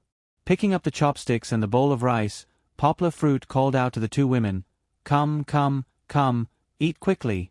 It's already so late. If you don't eat now, the food will get cold." Poplar Fruit thought that eating food and stuffing food into their mouths wouldn't make them cold. But he was wrong. After Poplar Fruit sat down, he felt more and more that he couldn't eat properly. Just as he raised his chopsticks, Duan Xueqing and Zhang Yujie stared at him from left and right. Their eyes were filled with anticipation, and even a trace of coercion and threat. They wanted to see what he was going to pick with his chopsticks. The atmosphere suddenly became extremely bleak, and Poplar Fruit suddenly froze in mid-air. What should I do? His chopsticks were about to fall to the red braised pork, but Duan Xueqing's beautiful big eyes were a little misty. Fortunately, Poplar Fruit was quick-witted. He picked up a piece of red braised pork and put it in Zhang Yujie's bowl. Then, he picked up a big shiitake mushroom from the dish on the left and gave it to Duan Xueqing. He kept saying, "Eat. Why are you looking at me? But how could the two women who were already fighting with each other give up so easily? What happened before was just an appetizer. The war had just begun. Zhang Yujie, who was bold and unrestrained, was the initiator of the war. She didn't listen to him and start eating. She rolled her eyes, lifted the hair by her ear with her left hand, and picked up a piece of sweet and sour pork ribs with her right hand from the plate for Poplar Fruit. She said with a smile, "Poplar Fruit, come and try my sweet and sour pork ribs. This is your favorite. See if it suits your taste." "What do you mean by your sweet and sour pork ribs?" Poplar Fruit kept complaining in his heart. The 3 dishes on the table, including Duan Xueqing's, were all bought from outside. If he relied on these 2 women to cook, he wouldn't be able to eat anything tonight. Under her urging, Poplar Fruit had no choice but to pick up the sweet and sour pork ribs in the bowl and gnaw on them. Speaking of favorite dishes, Poplar Fruit didn't have any favorite dishes. But last time when he ordered takeout, the sweet and sour pork ribs in the restaurant were indeed the best among all the dishes. So Zhang Yujie thought that Poplar Fruit's favorite dish was sweet and sour pork ribs. Well, not bad, it's delicious. As a man who loved cooking, Poplar Fruit was never stingy with his praise. This sweet and sour pork ribs were indeed better than last time. Zhang Yujie probably ordered it from a big hotel. The taste, the heat, it was too much like a chef's cooking style. Really? Hearing Poplar Fruit's words, Zhang Yujie smiled coquettishly. She glanced at Duan Xueqing on the other side, picked up another piece for Poplar Fruit, and said, "Eat more if it's delicious." At this time, Duan Xueqing had just picked up the big shiitake mushroom that Poplar Fruit gave to her and took a bite. Seeing the Poplar Fruit praising Zhang Yujie's sweet and sour pork ribs and Zhang Yujie's proud look, the big shiitake mushroom, which was overflowing with juice and fragrance, tasted like wax now. Duan Xueqing lowered her head, and the front of her bangs covered her eyes, but the big shiitake mushroom, which was poked with chopsticks, hinted at her depression and entanglement. Duan Xueqing had been quiet and introverted since she was a child. Even today, when she took the initiative to buy groceries to eat with Poplar Fruit, it took her several days of struggle to convince herself to do so. But tonight, she didn't know what was wrong with her, but she couldn't control herself and was jealous of Zhang Yujie in front of Poplar Fruit. In the past, when faced with provocation, she had always been indifferent. She was such a cold and indifferent ice beauty, but her actions today had far exceeded her normal range. This was also the reason why she was hesitant. She couldn't accept such an intimate action of picking food for a man with whom she wasn't close. It could even be said that this matter had crossed her bottom line. But bottom lines were like records. Wasn't the purpose of setting them up for people to break? If the original atmosphere was as tense as before the First World War, then Zhang Yujie's glance was absolutely like the Sarajevo incident, quickly igniting the fuse of war. Duan Xueqing suddenly raised her head, stretched out her chopsticks, picked up a piece of white and tender shrimp, and put it in Poplar Fruit's bowl. Then, as if she had used up all her strength, she put down her chopsticks and lowered her head slightly. "You, Brother Yang, try my dish too." Duan Xueqing's voice was as low as a mosquito, which couldn't be heard. Poplar Fruit didn't see that Duan Xueqing's originally white ears, which were exposed from her long hair, had been dyed pink.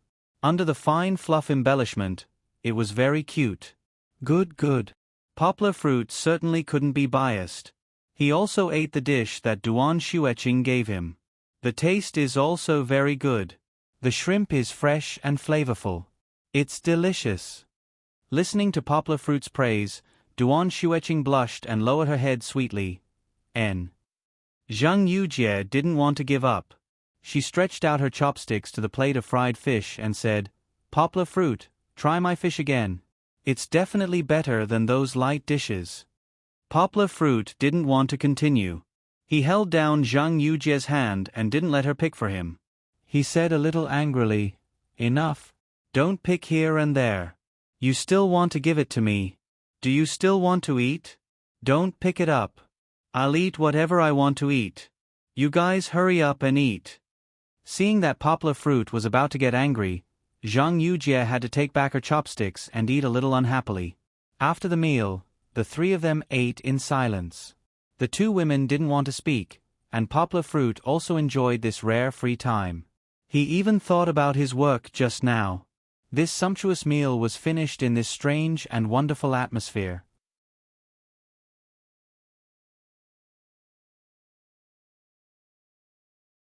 Chapter 84. After the meal, Duan Xueqing and Zhang Yujie stood there, not talking to each other, but occasionally they would make some eye contact. Zhang Yujie's eyes were full of provocation and impatience, as if to say, "The meal is over. Why are you still here?" Duan Xueqing, on the other hand, was cold. There was not much emotion in her eyes, but a kind of stubbornness was hidden under her long eyelashes. No one proposed to clean up the table, so Poplar Fruit had to stand up, pick up the bowls and chopsticks on the table, and walk to the sink in the kitchen. As soon as he moved, the two women stood up. Poplar Fruit quickly said, "Sit down, I'll do it, I'll do it." Poplar Fruit really did not want the two of them to get involved. Not to mention that they were not cut out for this kind of work, they were now at daggers drawn. If they quarreled while washing the dishes, no matter how many bowls there were, it would not be enough for them to fight. In fact, washing the dishes was not too troublesome, because the 6 dishes were packed. They put them on the plates in plastic bags, so the leftovers could be directly thrown into the trash can. The plates were still clean, so they only needed to rinse them with water. In fact, only the bowls and chopsticks needed to be washed. Poplar Fruit was very familiar with it, so he quickly cleaned it. "Okay." Kiki woke up at this time, and Zhang Yujie carried her out of the crib in the living room. However, it was obvious that Zhang Yujie was too inexperienced in carrying a child. Her right hand, which should have been holding Kiki's little butt, was holding Kiki's calf. This made Kiki feel very uncomfortable, and she twisted and struggled. "Let me do it," Duan Xueqing said. "You do it. You know how to do it?" Zhang Yujie asked in a doubtful tone. "I will." Duan Xueqing was a man of few words and didn't want to say another word to her. Zhang Yujie pursed her lips. She didn't want to admit defeat, but Kiki was making a fuss. She had no choice but to hand her over to Duan Xueqing and muttered, "I don't believe you. What can a silly girl do?" Duan Xueqing ignored her and focused on taking care of Kiki. A month ago, Duan Xueqing's childcare skills were not much better than Zhang Yujie's. Both of them were acting recklessly based on their impressions from watching TV. However, Duan Xueqing was much better now. During this period of time, Poplar Fruit was not free. Sometimes, when Duan Xueqing came, she would volunteer to take care of her. Therefore, she had mastered the most basic skills of holding a child. At least, she didn't look as awkward as Zhang Yujie. However, it was too difficult for her to take care of Kiki, who had just woken up. As everyone knew, children were grumpy when they woke up, and Kiki was the most grumpy. She was very dependent on Poplar Fruit. In the past, she didn't even want to let anyone other than her father hug her. Now, she was a little better. She slowly accepted the hugs of people who were more familiar with her. However, she had just woken up and was in a daze. Subconsciously, Kiki still wanted to find her father's embrace. Only when she felt her father's familiar heartbeat would she be able to calm down. Although she had used all of her skills, Chi-Chi was unwilling to stop in her arms. Her large, dazed eyes were about to be covered with a layer of mist. Duan Xueqing was a little unhappy, and her mouth slightly pouted. On the other hand, Zhang Yujie was gloating from the side. She almost sneered. Hearing his daughter's cries, Poplar Fruit hurriedly washed the remaining dishes and rinsed his hands. He didn't have time to find a clean cloth to wipe his hands, so he just wiped them on his clothes. He came out and took his daughter from Duan Xueqing's arms. As he hugged her and slowly patted her back, Poplar Fruit gently reprimanded Kiki. "That's Auntie Xueqing. Kiki, why are you crying? Isn't it good for Auntie Xueqing to hug you? Why do you insist on Daddy hugging you? Daddy also has things to do." Kiki's little head leaned on Poplar Fruit's shoulder. Although she didn't cry in the end, her little mouth pouted and she looked very aggrieved. After that, Poplar Fruit made milk for Kiki while asking Duan Xueqing about her plans. It was already very late. Although it wasn't like the school where the dormitory closed every night, if she didn't go back after 9, it would be too late at 10 or 11. As a girl, it was indeed a little dangerous. Yeah, it's better to go back early. It's so dangerous at night. Zhang Yujie also agreed, but such words of concern sounded a little fake coming from her mouth. Duan Xueqing glanced at her indifferently. She didn't want to quarrel with her. In Duan Xueqing's eyes, quarreling was too embarrassing, especially with a thick-skinned old woman like Zhang Yujie. It was tiring and exhausting. Whether she won or lost, she felt that she would lose a lot of impression points. Poplar Fruit also sensed that something was wrong. He quickly tried to smooth things over. It's indeed not safe at night. Why don't you sleep here tonight, Xueqing? The bed in the bedroom is very big. It's more than enough for you and Miss Zheng to sleep together. Humph, who wants to sleep with her?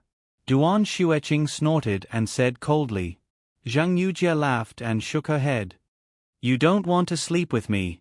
Even if you want to sleep with me, I won't sleep with you. Hey, both of you, stop talking. Poplar Fruit shook the milk bottle and persuaded, what's there to quarrel about? I'm just asking for Xueqing's opinion. Zhang Yujie said with some dissatisfaction, Poplar Fruit, why are you still calling me Miss Zheng? Didn't we agree before? Call me Yujie. We're already like this, why are you still so reserved? What do you mean by already like this? Poplar Fruit covered his head and complained.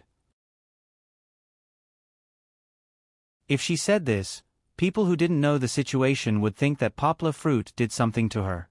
Anyway, you're not allowed to call me Miss Zheng. It's so unpleasant. Zhang Yujie glared and said angrily. Duan Xueqing stood silently by the side. Poplar Fruit didn't want to leave her out and said, Xueqing, why don't I send you back? Duan Xueqing said softly, there's no need. You're also very busy. The little girl said very considerately. Poplar Fruit said with a smile, it's fine. I also want to take Kiki out for some fresh air. She's bored to death from staying at home all day. Okay then, Duan Xueqing said. Although she was still indifferent, her tone was much more cheerful than before. I'm going too. Zhang Yujie jumped up from the sofa and shouted. What are you going for? You stay at home and look after the house. Poplar Fruit rejected. How could he let the two of them stand together? It was too annoying to quarrel. I won't go then. Zhang Yujie shook her head and sat back on the sofa to play with her phone. Although it was already night time, carrying Kiki and Duan Xueqing on the road, Poplar Fruit was still the couple that attracted the most attention. It was like a celebrity family going out. The man was handsome, the woman was beautiful, and they were even carrying a child. Poplar Fruit didn't just send Duan Xueqing to the entrance of the neighborhood to take a taxi. Instead, he accompanied her back to Duan Xueqing's place. Along the way, Duan Xueqing chatted a lot with Poplar Fruit. Although she was a girl who didn't smile much, Duan Xueqing couldn't help but ask about Zhang Yujie's situation.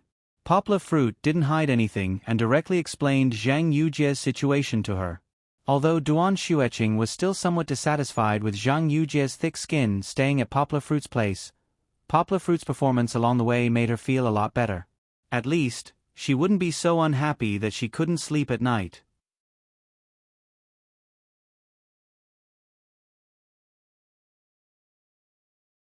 Chapter 85. Plans could never keep up with changes. This was an unchanging truth since time immemorial. Just like Zhang Yujie's originally planned National Day holiday, just like how Poplar Fruit's already tight schedule of translation, and just like how the whole world's plans to publish sect leader Chao's autobiography were all disrupted by a sudden piece of bad news. On the 5th day of National Day, sect leader Chao, who had been battling pancreatic cancer for many years, could no longer escape the entanglement of his illness. On October 5th, local time, he passed away at the age of 56. The official news was announced by Apple's board of directors the next day. However, Dongxin Publishing received the news on the same day. Everyone was shocked, regretful, and mourning for the passing of a great leader of their generation. At the same time, their hearts were in their mouths. Sect leader Chao's sudden death meant that their previous plans had to be scrapped. Sect leader Chao's autobiography could be said to be a literary work. However, in the hands of publishers and booksellers, it was an out-and-out commodity. Since it was a commodity, it had to be sold to realize its value. For a book that had become popular all over the world before it was even released, it was destined to be a bestseller. However, who could guarantee that it would continue to be popular forever? Everything had a freshness period. If they didn't push it out while everyone was paying attention to it, after a period of time, when everyone's enthusiasm died down, who would buy it? Especially sect leader Chao. Even though he had passed away, there were still overwhelming news reports. This was all free advertising. In another 1 or 2 months, everyone would gradually accept this fact and their attention would be attracted by other things. Then, if they were to sell the book at this time, the results would definitely be much worse. After receiving the news, Zhang Yujie couldn't sit still anymore. She immediately booked the earliest flight back to Beijing the next day. Before she left, on the morning of the 6th, Zhang Yujie received an email from the United States. The United States had informed all publishing houses in the world that the publication date had been pushed forward from November 21st to the 24th of this month. It was another month in advance. In the email, the United States worriedly asked everyone if they could make it in time for the simultaneous publication. Because of the change in plans, they said that they wouldn't force everyone to follow in their footsteps. Before replying, Zhang Yujie asked Poplar Fruit seriously, "How much more do you have?" Poplar Fruit sternly told her that the rest of the manuscript would only be completed by the evening of the 12th if they continued at their current speed. However, Poplar Fruit hesitated for a moment before gritting his teeth and saying, "Don't worry, we'll work overtime and give it a try. We'll give you the manuscript before the evening of the 9th. Zhang Yujie nodded her head in satisfaction. Then, she got the publishing house to reply to the American side, stating that they would be able to launch the English version at the same time. Many countries and regions didn't hesitate to join the team with the simultaneous publication team. After all, the gimmick of simultaneous publishing was really a big selling point. It was something to be proud of to be able to enjoy the long-awaited masterpiece with a foreigner at the same time. Even the Apple's iPhone was not launched with the domestic market and Americans with the market. If someone else was already in the market and they were still taking their time, the customer's enthusiasm would definitely be greatly affected. Since they had agreed to the simultaneous publication, Zhang Yujie couldn't afford to delay any longer. She flew back to Beijing and immediately took a taxi back to the company. The company's French design director was originally overseas for a vacation. He was also on his way back. After Zhang Yujie returned to Beijing, she no longer pretended to be seductive like she was in Poplar Fruit's house. Instead, she once again showed her clean and neat look of a strong woman. Although she was young, she grew up in a political family. Under the influence of others, she handled things neatly and efficiently. As the date was suddenly brought forward, the company was suddenly in a mess. Sales and printing, review and editing, and so on. All the departments were red with anger because of the various conflicts and disagreements in the plan. As soon as Zhang Yujie returned to the company, she called for a meeting with the people in charge of each department. The meeting lasted from 2 in the afternoon until the next morning. All the disagreements were resolved in this meeting. She was swift and decisive. Immediately, a new detailed plan was drawn up and sent to the computers of all the employees involved in the project. The whole company immediately worked at full speed. The sales department held a meeting to reformulate a new marketing strategy. The advertising department also joined in the discussion. Time waits for no one. Taking advantage of this opportunity, they quickly responded. The promotion effect would be twice the result with half the effort. The editing department also quickly organized people to review and typeset the completed manuscript. They also made some minor adjustments to the original cover and typesetting style. On this issue, there was actually a small disagreement in the editing department. Some editors thought that it should be like the previous best-selling books, adding some celebrity testimonials and adding some gimmicks. However, some editors thought that the book should follow sect leader Chao's usual style. It should be simple but not simple. They wanted to use a clean and tidy appearance and exquisite color matching and workmanship to gain the approval of sect leader Qiao's fans. In the end, Zhang Yujie decided to agree with the latter's opinion. A special situation should be handled in a special way. How could one achieve success by sticking to the rules?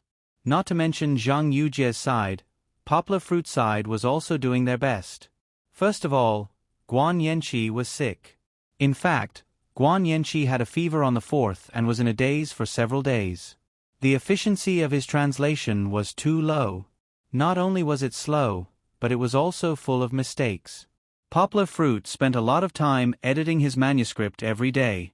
With a headache, Poplar Fruit gave Guan Yanqi a day off to rest well and come back to work when he was completely recovered.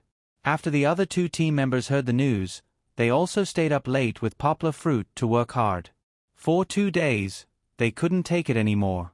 They weren't monsters like Poplar Fruit, who only needed 3 hours of sleep to be full of energy under the nourishment of internal cultivation. After staying up for 2 days and nights, they became much more haggard. Poplar Fruit couldn't stand it anymore and urged them to go to sleep. So, for 1.5 days, Poplar Fruit worked alone. He didn't even sleep for 3 days. He didn't even close his eyes for a minute. He relied on his willpower to hold on.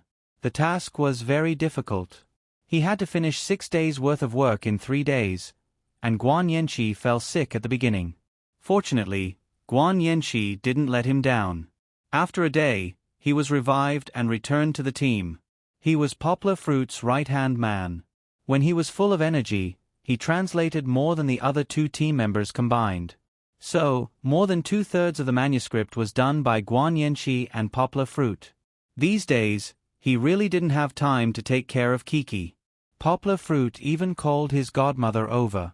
Later, Lu Suqin laughed at him and said that not only did she take care of the little one, she also took care of the elder one. She was talking about Poplar Fruit, who was busy for 3 days. Poplar Fruit didn't have time to take care of his daughter. Kiki, who was most clingy to her father, naturally couldn't stand it. In the beginning, she would cry for a long time every time she woke up. Lu Suqin couldn't do anything about it. In the end, she still had to carry her to Poplar Fruit. Looking at his daughter's teary eyes, Poplar Fruit's heart softened. He hurriedly put down the work in his hands and hugged his daughter to comfort her. Of course, Poplar Fruit, who was worried about the manuscript, didn't stop. He coaxed his daughter while he translated the manuscript in his mind. He was half-hearted, which made Kiki very unhappy. Although she stopped crying, she still patted Poplar Fruit's chest unhappily. She even smeared her snot and tears on his collar. Poplar Fruit didn't know whether to laugh or cry. Hard work paid off. After 3 days of tireless work, they finally finished the manuscript on the 9th. Guan Yanqi even joked in the group, "This manuscript still has our body temperature." It wasn't appropriate to describe it as fresh out of the oven, but this manuscript was definitely their hard work. After handing in the manuscript, Poplar Fruit directly fell into bed and slept for the whole night and the whole morning. Ever since he started practicing inner qi, it was the first time he didn't wake up early. The exhaustion from 3 days of sleepless nights had penetrated deep into his bones. The rest was only temporary. As the highest level of English in the project team, Poplar Fruit still couldn't rest. He had to review all the manuscripts with the review team.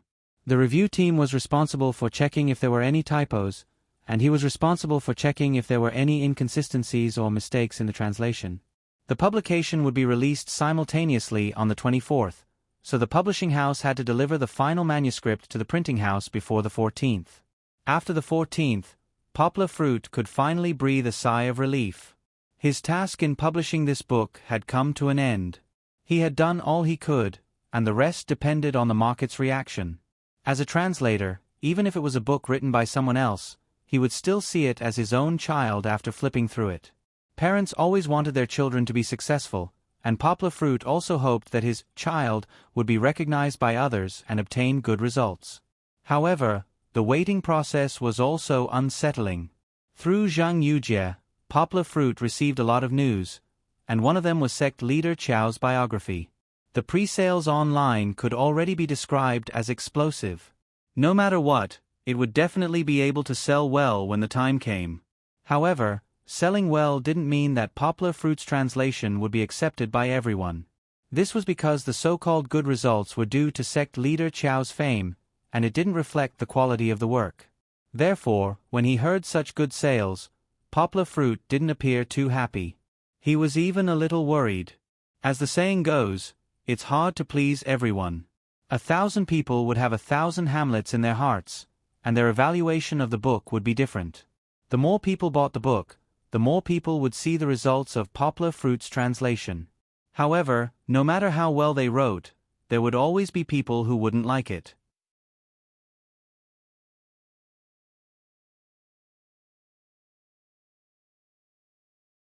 Chapter 86.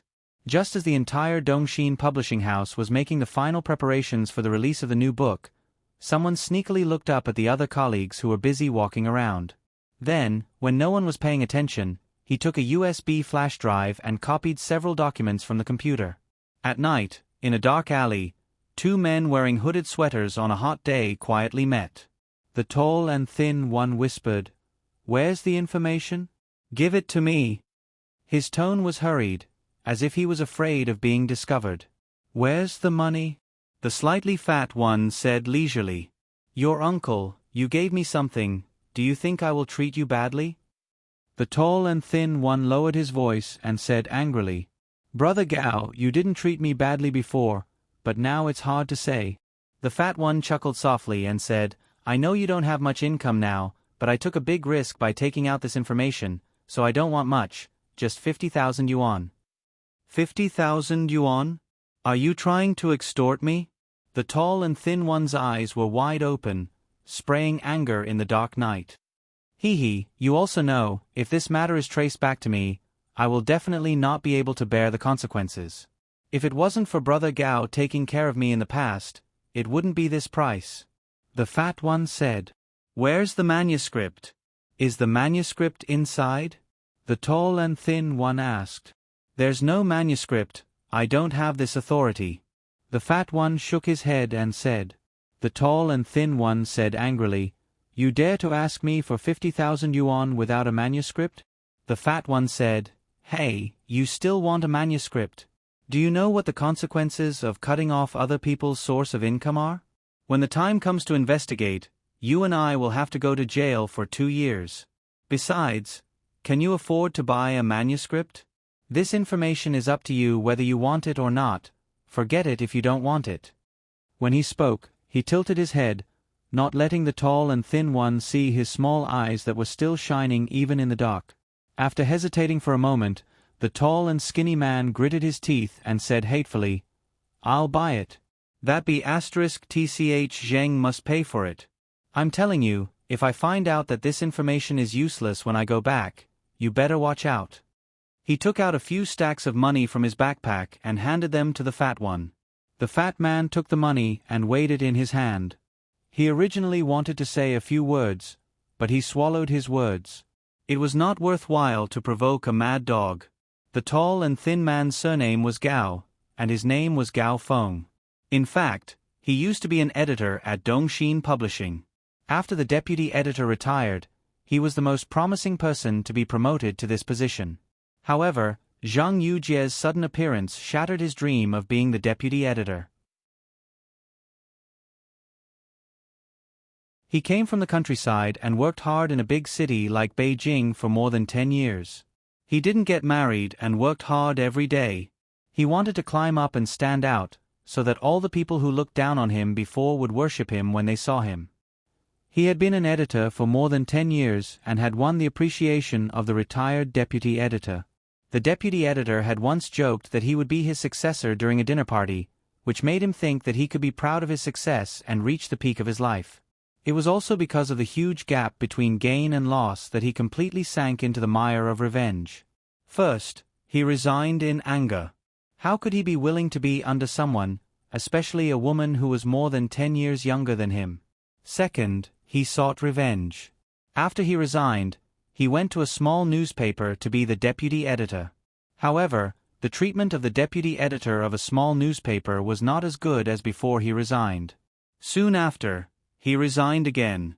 The continuous setbacks in the workplace made him hate the woman who relied on the shadow of her ancestors to get to the top even more. It could be said that he put all his failures on Zhang Yujie. Since 3 months ago, he began to crazily look for opportunities to take revenge on Zhang Yujie. When his mentality was at its worst, he was like a mad dog. He was unhappy with everyone he saw and scolded. The fat man was one of his few friends in the company. They didn't lose touch with each other and would occasionally come out for a few drinks. However, the others were tired of the way the man with the surname Gao complained and cursed Zhang Yujie every time he drank too much. The fat man found an opportunity to make money from it. This was also the reason for the plot that happened before. The fat man didn't check the money carefully. He just casually took out 2 bills from each stack and rubbed them under the light of his phone. The money felt right. He nodded, took out a USB flash drive from his trouser pocket and handed it to the tall and thin man. The information in the USB flash drive wasn't actually a secret. It was just the personal information of Poplar Fruit and the other 3 translators. Dongxin Publishing had always kept it under a lid and kept it a secret.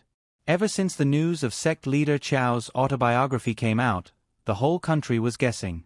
If this information was used well, it might be a huge blow to the new book that was about to hit the market.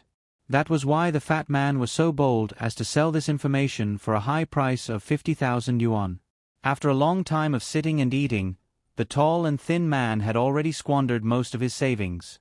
However, he was eager to take revenge, so he still couldn't wait to buy it.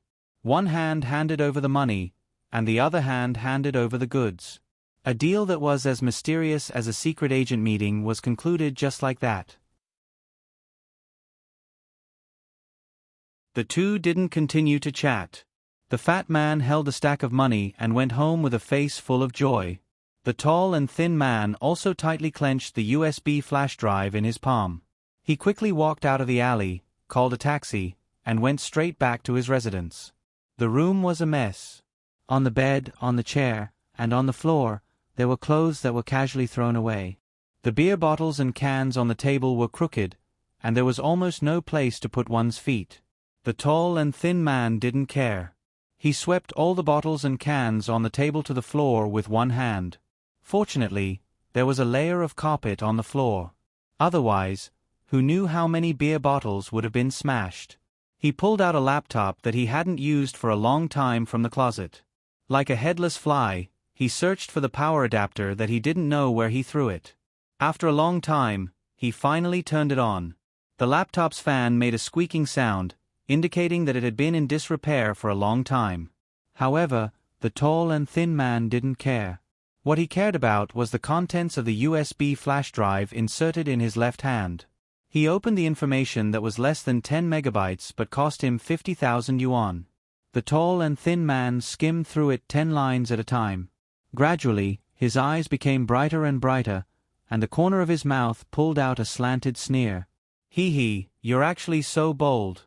You even let me have something on you. The tall and thin man growled. Fuck.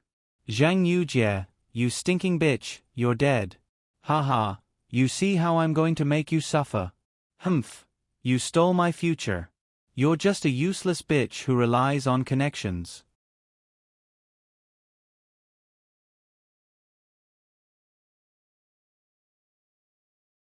Chapter 87. It had rained heavily in Yongcheng last night, and the air was slightly chilly. It helped to drive away the summer heat, but at the same time, it also brought a lot of trouble to Poplar Fruit. Show.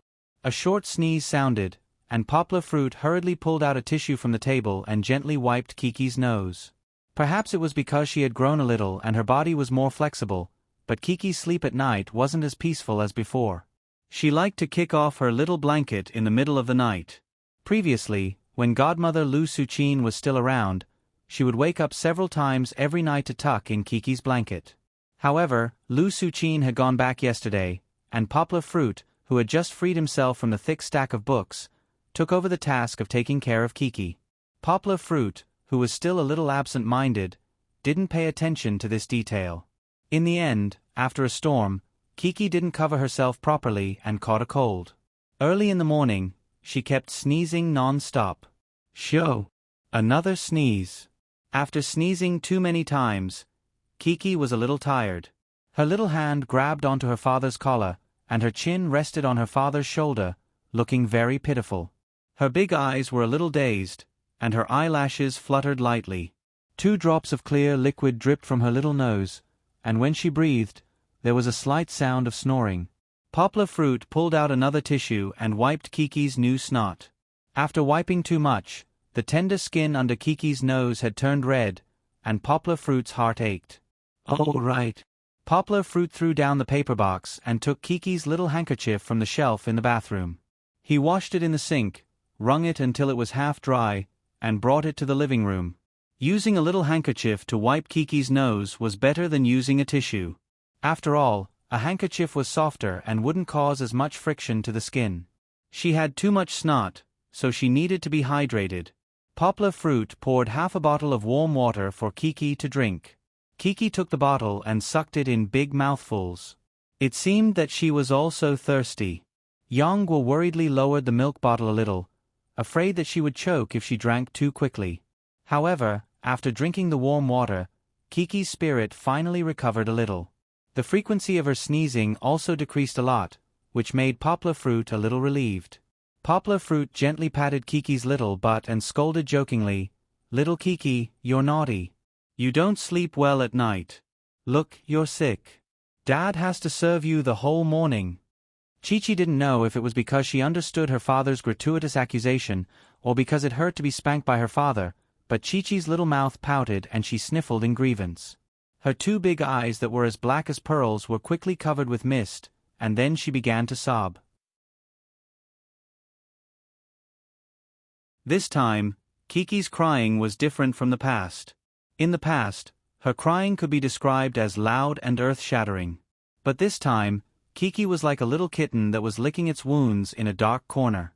She lowered her head, silently crying, and pouted her mouth high. That aggrieved look was pitiful. Poplar Fruit saw that.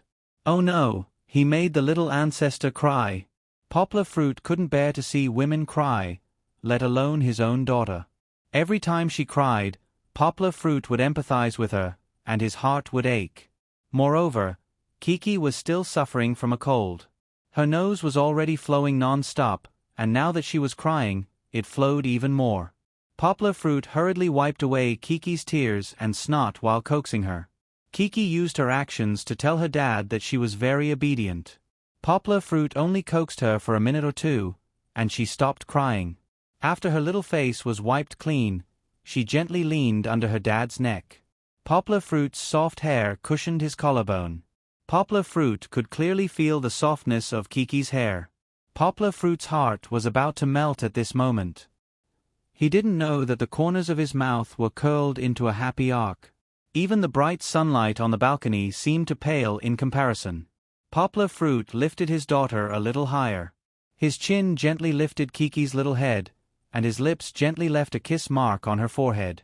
Kiki also lifted her little head and used her delicate little face to rub against her father's big face.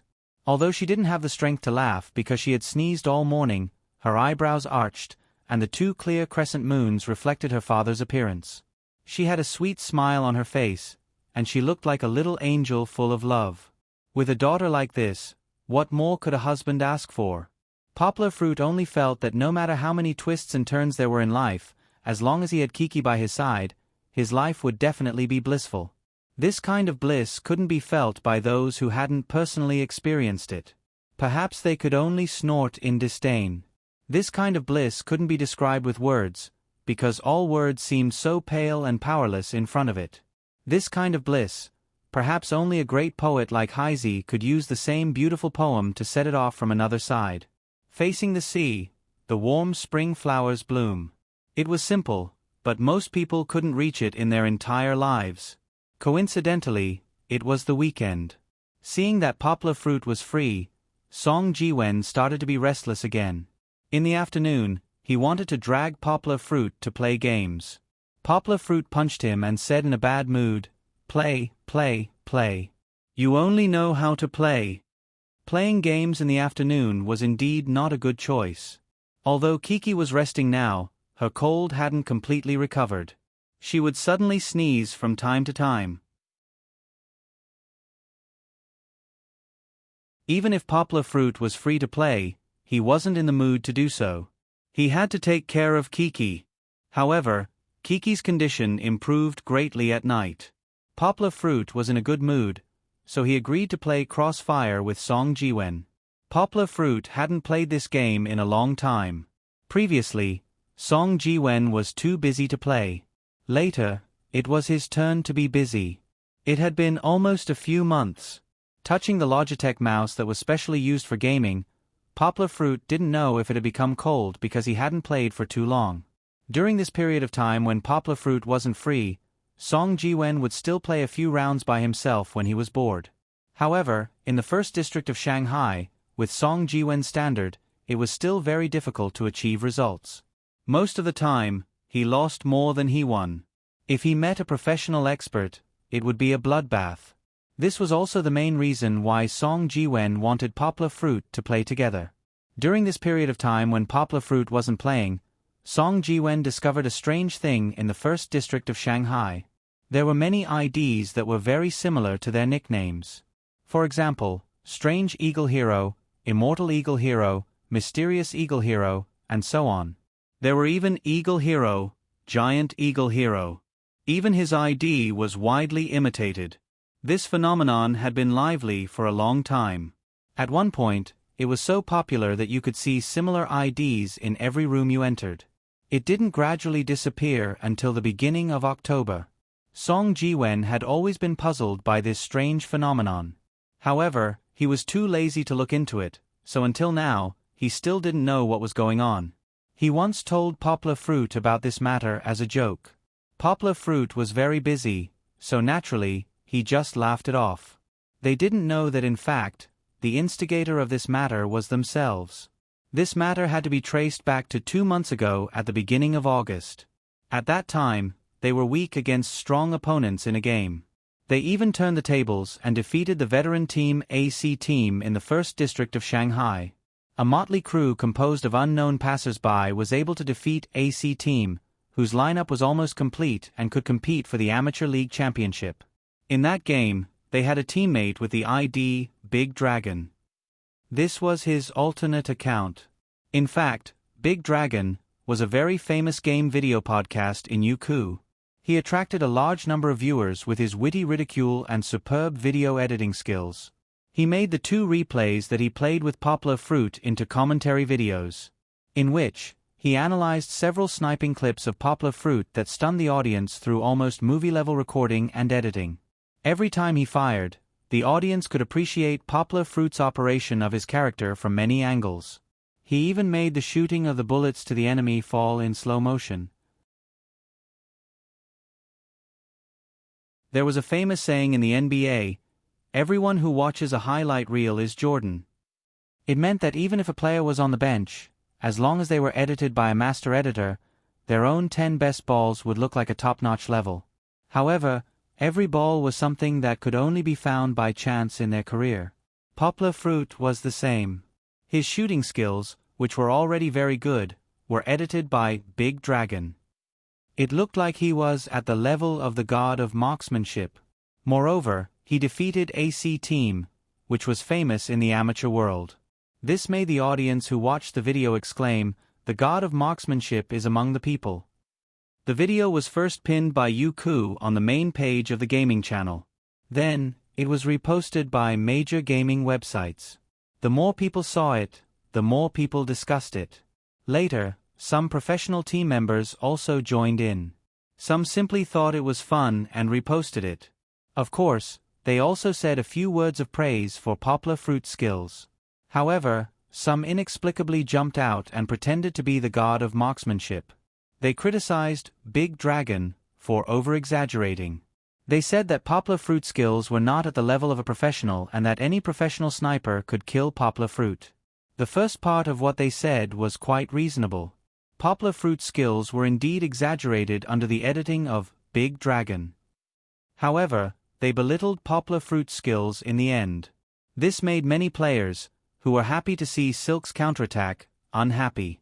They all attacked this professional player and for a while, there was an uproar. What really made everyone stop was that Bao Gu, who was known as the #1 sniper in the Southwest, came out. He posted 2 Weibo posts. The first one was to analyze Poplar Fruit's skills from an objective point of view. Everyone, calm down. The Condor hero has fought against 2 of my teammates on the second team. I've also seen the battle replay. He's really good. It's not that he's particularly strong, but it's also not that he's weak and can't beat professional players. In terms of marksmanship, he's still a long way from the main snipers of several teams that can enter the CFPL qualifiers. However, even among professional players, he's still considered one of the best.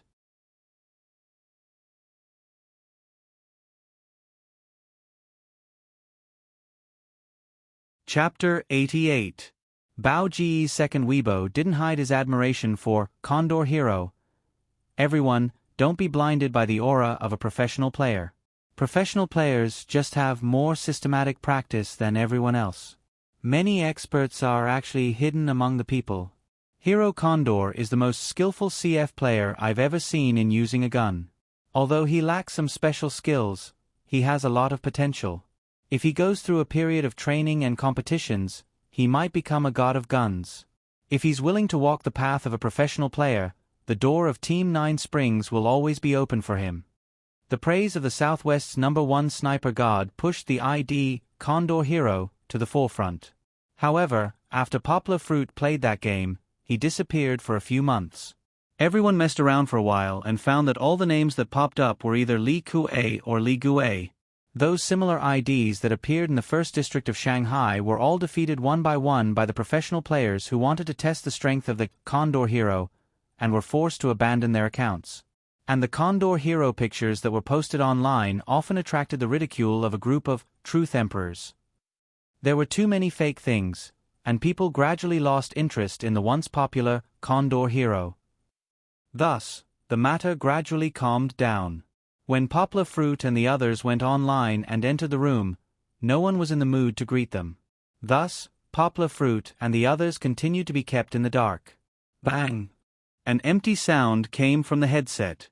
Poplar Fruit sighed and moved the mouse in his hand while quickly retreating to the corner. During this time, Poplar Fruit's left hand didn't become rusty, but his right hand wasn't as nimble with the mouse. Actually, this situation wasn't that hard to explain. When translating manuscripts, Poplar Fruit rarely used the mouse, but the keyboard was different.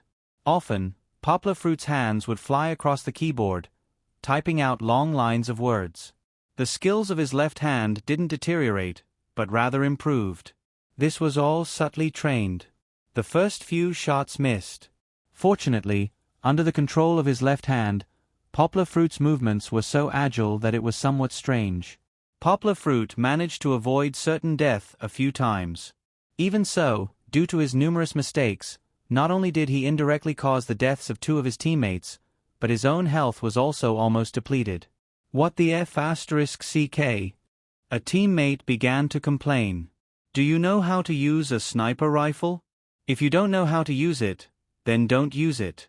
Using the great god's name, he's playing so badly. At first, Poplar Fruit thought that he was talking about how famous the ID Condor Hero was in the novel, but he ignored his teammate's accusation. First of all, it was true that he didn't play well in the first place. He let his teammates die because of him. Secondly, there was no point in arguing with his teammates. Strength came from real bullets. Compared to Poplar Fruit's mediocre performance, Song Jiwen exploded. His AK was very aggressive. From another direction, Song Jiwen had already reached the enemy's rear. From time to time, the words Condor Hero would pop up in the upper right corner of the screen. After one round, Poplar Fruit didn't manage to get a single kill. On the other hand, Song Jiwen had cleanly defeated the enemy. Of course, this had to do with the fact that the opponent wasn't a particularly strong player. The overall strength of this room was slightly weaker than the top players in the first district of Guangzhou. Poplar Fruit wasn't worried about his own results. It was impossible to recover all of a sudden. He would take it slow. After the first round, Poplar Fruit felt that his hand was still recovering a little slowly. Although he still managed to get a few kills in the end, these results were all achieved through fixed-point sniping. For a sniper, fixed-point sniping was the foundation.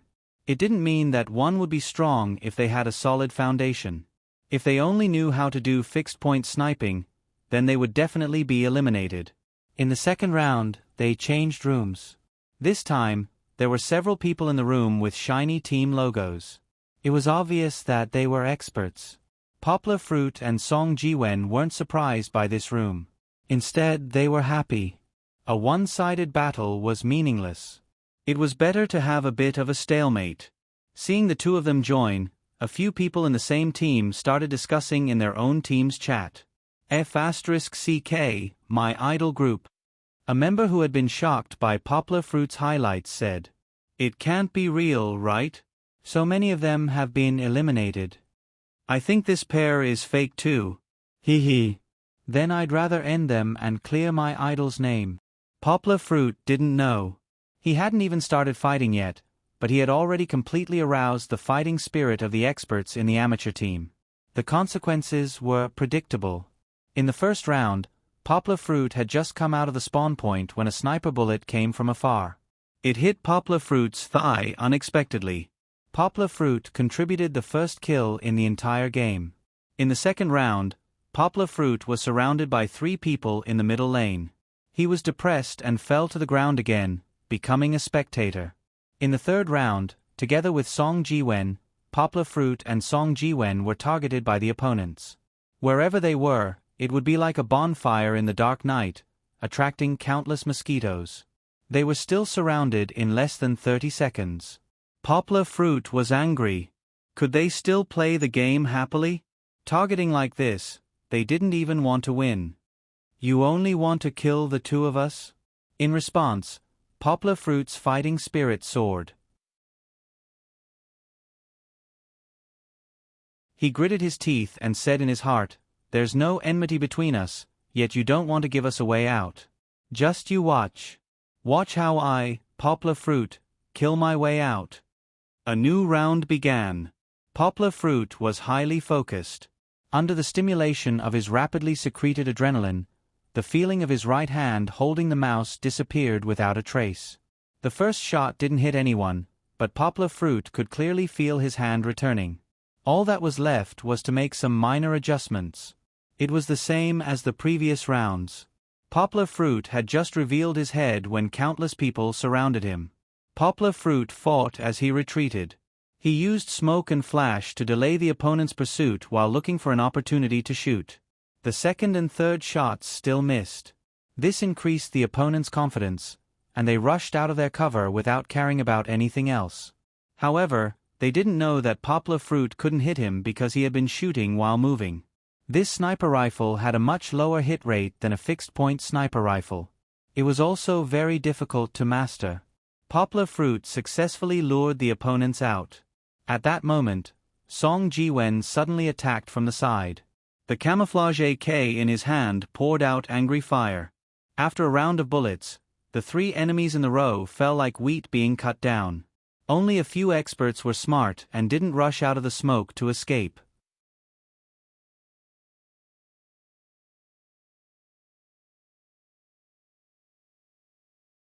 Chapter 89. This time, Poplar Fruit had indeed used himself as bait to lure the enemy into Song Jiwen's ambush. However, Poplar Fruit was not going to give up so easily. He had yet to make his move. Picking up his beloved AMW, Poplar Fruit did not rush forward. Instead, he retreated to the corner and waited for the enemy to show himself. The remaining people were all experts. Poplar Fruit chose to snipe from a fixed point, which he had the most confidence in. Suddenly, a flash was thrown from the opposite bunker. It bounced off the wall and into the middle of the road. Poplar Fruit quickly pulled out his knife and dodged back. Song Jiwen, who could not dodge in time, was hit by a blank shot. Then he shouted from the side, F***CK, I'm dead. Poplar Fruit glanced at the top right corner of the map where Song Jiwen had been shot in the head. His heart was as calm as a serene lake. His left hand's 5 fingers flew across the keyboard. His character jumped out from the corner of the wall. He raised his gun and aimed in mid-air. The moment his toes touched the ground, he pulled the trigger. The cold bullet drilled out of the barrel and mercilessly pierced an enemy's chest. The enemy's eyes were filled with shock. He saw Poplar Fruit's shadow jump out, but before he could react, his consciousness began to fade. Yongguo didn't stop. He didn't wait to pull out the shell. He pulled out the heavy Desert Eagle from his waist and continued to fire as he charged forward. One on the left. Poplar Fruit fired 2 consecutive shots. The first shot hit the enemy's arm, and the second shot hit the larger target's chest. Another one on the right. Poplar Fruit suddenly turned around. 3 bullets swept out. The first shot missed, but the second and third hit the enemy's chest accurately. 6. Where were the other 2? Poplar Fruit suddenly caught a glimpse of a small piece of cloth near the bunker that had thrown out the flash. He decisively turned and fired. The Desert Eagle's ferocious firepower created a fist-sized hole in the wall. Sand and stone flew everywhere, but the enemy had already hidden. After 2 knocks, only the sound of the hammer hitting the firing pin could be heard. Out of bullets. Poplar Fruit's heart tightened. The opponent was an expert. He should be able to remember how many shots he had fired. There was no time to reload. This was a critical moment of life and death. Yongguo's heart was filled with a few words of classical Chinese. Instinctively, Poplar Fruit switched back to his sniper rifle. He did not even have the time to scope in. Relying on the Desert Eagle's crosshair, Poplar Fruit pulled the trigger of his AWM at the black figure that had jumped out. The enemy probably could not figure out how Poplar Fruit managed to pull out a sniper rifle and hit him in a situation where he was almost certain to die. Yongguo didn't expect that he would be able to use a blind sniping technique that he had never even thought of before, despite how cold his hands were when sniping. He could clearly feel that the shot was not a fluke. He really relied on the Desert Eagle's crosshair to determine the direction of the muzzle and accurately hit the enemy. Everything happened subconsciously, but it was so clear that he could even trace it back in his mind. There was one more. Poplar Fruit nervously jumped to the side. He was about to reload his gun when the notification showed that the game had ended. What happened? Song Jiwen told him with a smile that the 8 players on the other side did not all move together. One of them ran to Zone A to surround the enemy, but was surrounded by his teammates. In the next few games, everyone played with each other and there was no longer a one-sided situation. Although Poplar Fruit had a flash of inspiration and used a difficult blind sniping technique, his hands were still recovering. There were indeed 3 or 4 strong players on the other side. They were all machine gunners. After seeing how strong Poplar Fruit was, they stopped underestimating him and started to play seriously. The one who benefited the most from this confrontation was actually Poplar Fruit. Because of the tense emotions, Poplar Fruit's recovery speed had significantly increased. After one game, neither side was satisfied, so they immediately started a new game. It was still the same players, but this time Poplar Fruit started to show his prowess. He started to use some tricks with his sniper rifle, such as a jump snipe and a flash snipe. He was able to achieve success again and again. This time, the opponents were starting to feel overwhelmed. The opposing team did not have a sniper lineup. At one point, one of the machine gunners switched to a sniper rifle, but he was defeated by Poplar Fruit in several games and had to give up. A lineup without a sniper was at a disadvantage in the mid-long range, especially in a map like Black Town. Poplar Fruit's role was even more obvious. Many times, before they could even reach the defenders, they had already lost a few people. After more than half an hour, Poplar Fruit's team won the game without much difficulty. Poplar Fruit did not know that the opposing team was arguing because of him. A few people started to doubt whether the shining Poplar Fruit was the real Condor Hero. However, the die-hard fan of Condor Hero firmly disagreed. He protested, "Definitely not. Condor Hero is a sniper god, but he doesn't look like a sniper god. Is he good? I don't think so. If he's not good, then can you beat him? Who was the one who said he was going to teach him a lesson? I don't think his name is an imitation no matter how I look at it. I can't find any flaws in it. And I think he's really good. Then it can only be said that he stole Condor Hero's account. Condor Hero is 100 times better than him. The die-hard fans swore to defend Condor Hero's dignity and refused to back down. What's there to argue about playing a game? Let's fight another round as soon as possible. Someone who didn't help either side said. What fight? We don't have a sniper on our side. We can't beat him at all. Someone said gloomily. It seems like the home team's Brother Ming is online. Let him play. Ah Chun, go and kick out a passerby. I'll let Brother Ming join. The battle team they were in was a second-tier semi-professional battle team. The reason why they were called a semi-professional battle team wasn't because they weren't strong enough. On the contrary, their main team strength was something that many second-tier professional battle teams didn't dare to underestimate. This was formed by a group of experts who didn't want to play as a professional. They didn't participate in the Grand Prix. Normally, they would substitute for leveling. Only in big competitions like WCG, CFPL, or team ranking competitions would they gather to compete with professional teams. Of course, it was unlikely for them to enter the finals of big competitions. After all, the strength of the dozen or so veteran teams was there. It wasn't easy for anyone to shake them. However, in team ranking matches, they were often ranked in the top 40 in the country. This was already very good. Brother Ming's ID was Rukawa Akira. He was the home team's main sniper.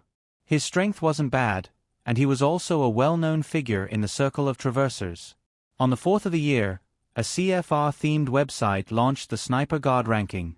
This ranking was based on the results of various godly IDs in the game and their performance in various competitions.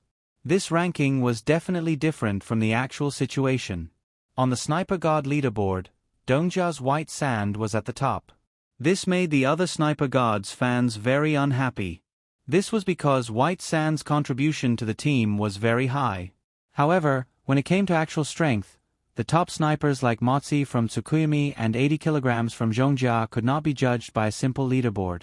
However, the difference wasn't too big. Just like how they weren't ranked first, their true strength wouldn't drop to the top 20. Therefore, this ranking was also a reference. Bao Guo, who previously supported Poplar Fruit, was ranked 13th. This was related to the fact that he had gradually faded out of the team's frontline and put more energy into the operations of the team. Rukawa Akira was ranked 45th. For a non-professional player, this was already a very good result. It should be known that their team's results couldn't be compared to professional teams. Originally, he wanted to play a few rounds. When Rukawa Akira received a call from his teammates, he happily agreed. With Rukawa Akira's participation, the situation tilted again. However, this time, it was Poplar Fruit's turn to feel uncomfortable. Rukawa Akira didn't go up against Poplar Fruit. From the beginning, he wasn't told about Poplar Fruit's strength. He just played according to his own ideas. In the end, one by one, Poplar Fruit's teammates were killed by bullets flying out of nowhere. The first one to be hit was Song Jiwen. Although he wasn't a professional player, Rukawa Akira was still someone who had participated in many competitions. He already knew all kinds of sinister corners like the back of his hand. Song Jiwen had just sneaked around a corner when he heard footsteps from afar. He suddenly dodged and fired. Before Song Jiwen could react, he was already dead. Without the support of his teammates, Poplar Fruit was fighting alone. He killed 2 people, but more people came at him. He could only obediently accept his fate. After a few rounds, Poplar Fruit's teammates were scared. They were all timid and didn't dare to rush out. They could only hide in their own half of the field. However, they weren't defenders. As lurkers, if they didn't attack, it meant that they were going to lose. Poplar Fruit couldn't stand it anymore. In this situation, someone had to stand up. Since the machine gunners were hiding in the back, then let him, the sniper, open up the situation. Poplar Fruit had a feeling that Rukawa Akira was strong. Although he hadn't been killed by Rukawa Akira yet, from his glorious kill count, he was definitely an expert. He was a cold-blooded killer like a king cobra. Therefore, Poplar Fruit didn't dare to be careless. He used a smoke bomb as a cover. After firing 2 shots, he quietly crept up from the side. Rukawa Akira was very experienced. He watched the smoke float for a while. After a long time, no one rushed out. He guessed that someone might take the side path, so he sent a teammate to watch the side path. At this time, Poplar Fruit jumped from the corridor to the side path. The moment he peeked out, he discovered the enemy.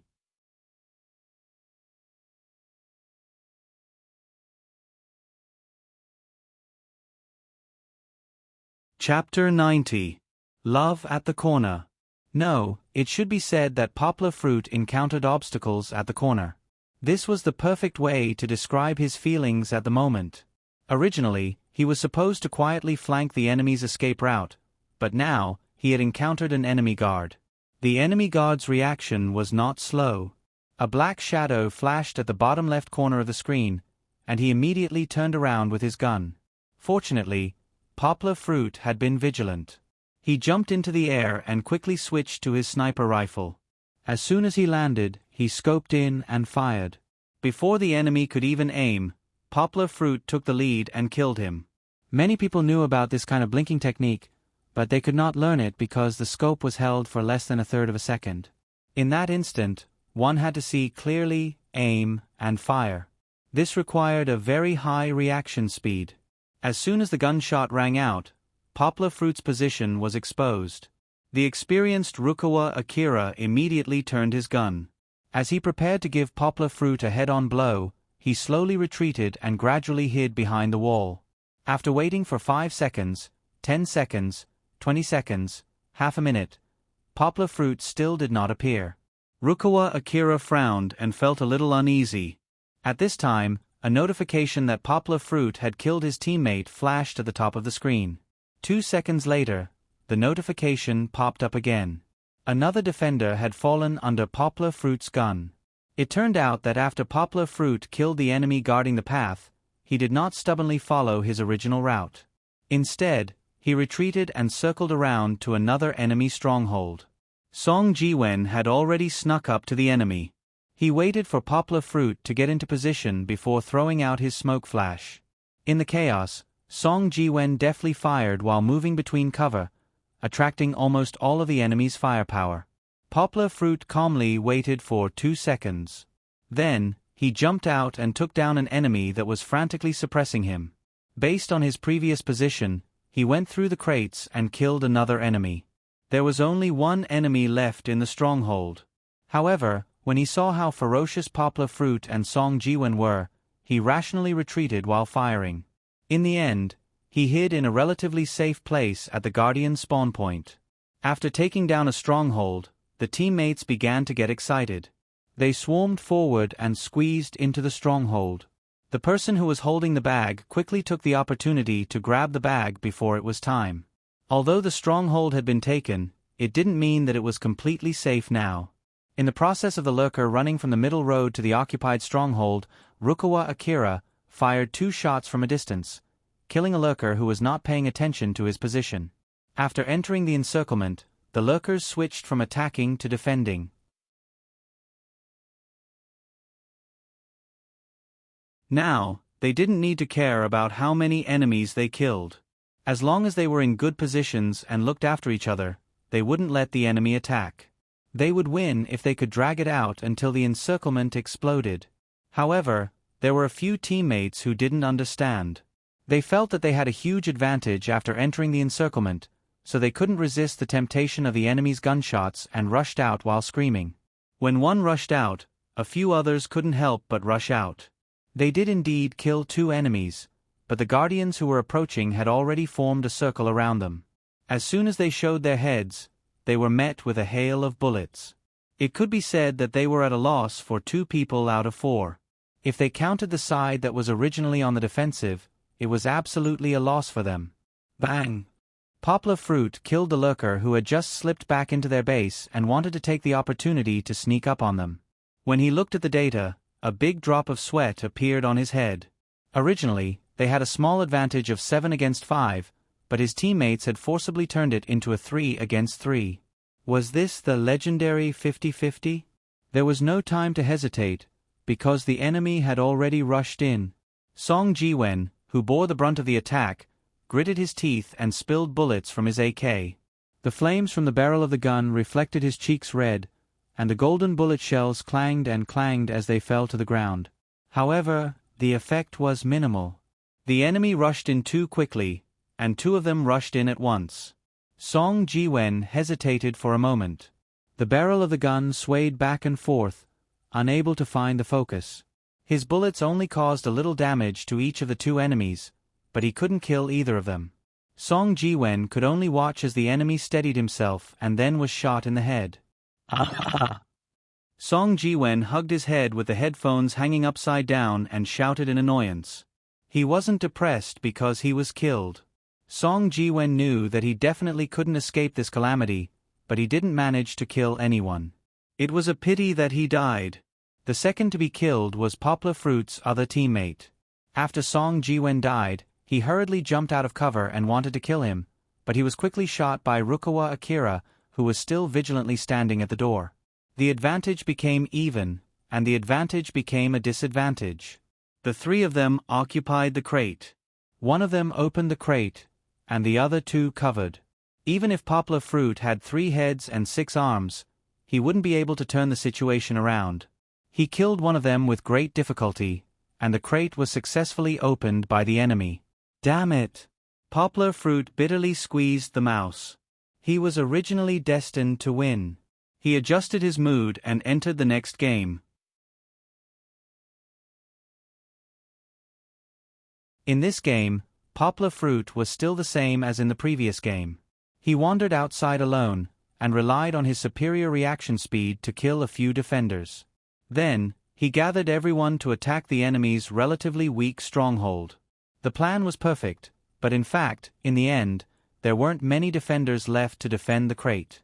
Some of them were killed by Rukawa Akira, who couldn't restrain himself and fought with others when Poplar Fruit was shot from the back. When faced with an enemy with higher tactical literacy to counterattack the crate, the defenders with fewer people couldn't withstand the bullets coming from all directions. This time, they lost even more cleanly. Poplar Fruit suddenly understood why the defenders became so passive. It was because there was a very powerful sniper, Rukawa Akira, on the other side. If he didn't kill him, it was almost impossible for the defenders to turn the tables. But, could he kill Rukawa Akira? Yonghua had fought with Akira Rukawa before, and it was under the effect of waiting for an exhausted enemy. As soon as Yonghua fired, the other party dodged and then jumped out to pull the trigger. Fortunately, Poplar Fruit's left hand was very sensitive. He quickly tapped a few keys and pulled his character back behind the wall to avoid a bullet. Even so, Poplar Fruit was shocked. He saw that Rukawa Akira's marksmanship was very sharp. It was no wonder that his teammates' expressions changed. But Poplar Fruit didn't believe this. So what if he was an expert? Could it be that experts were invulnerable? He didn't believe it. The word retreat didn't exist in Poplar Fruit's dictionary. His stubbornness surged up again. The countdown to the next game began to flash. Poplar Fruit's heart was boiling with fighting spirit. He was waiting for the moment to start. He couldn't wait to challenge the best sniper he had ever seen in the game. You're tuning in to the Narrate and Escape YouTube channel. Don't forget to subscribe and join us on this journey to catch the most captivating stories.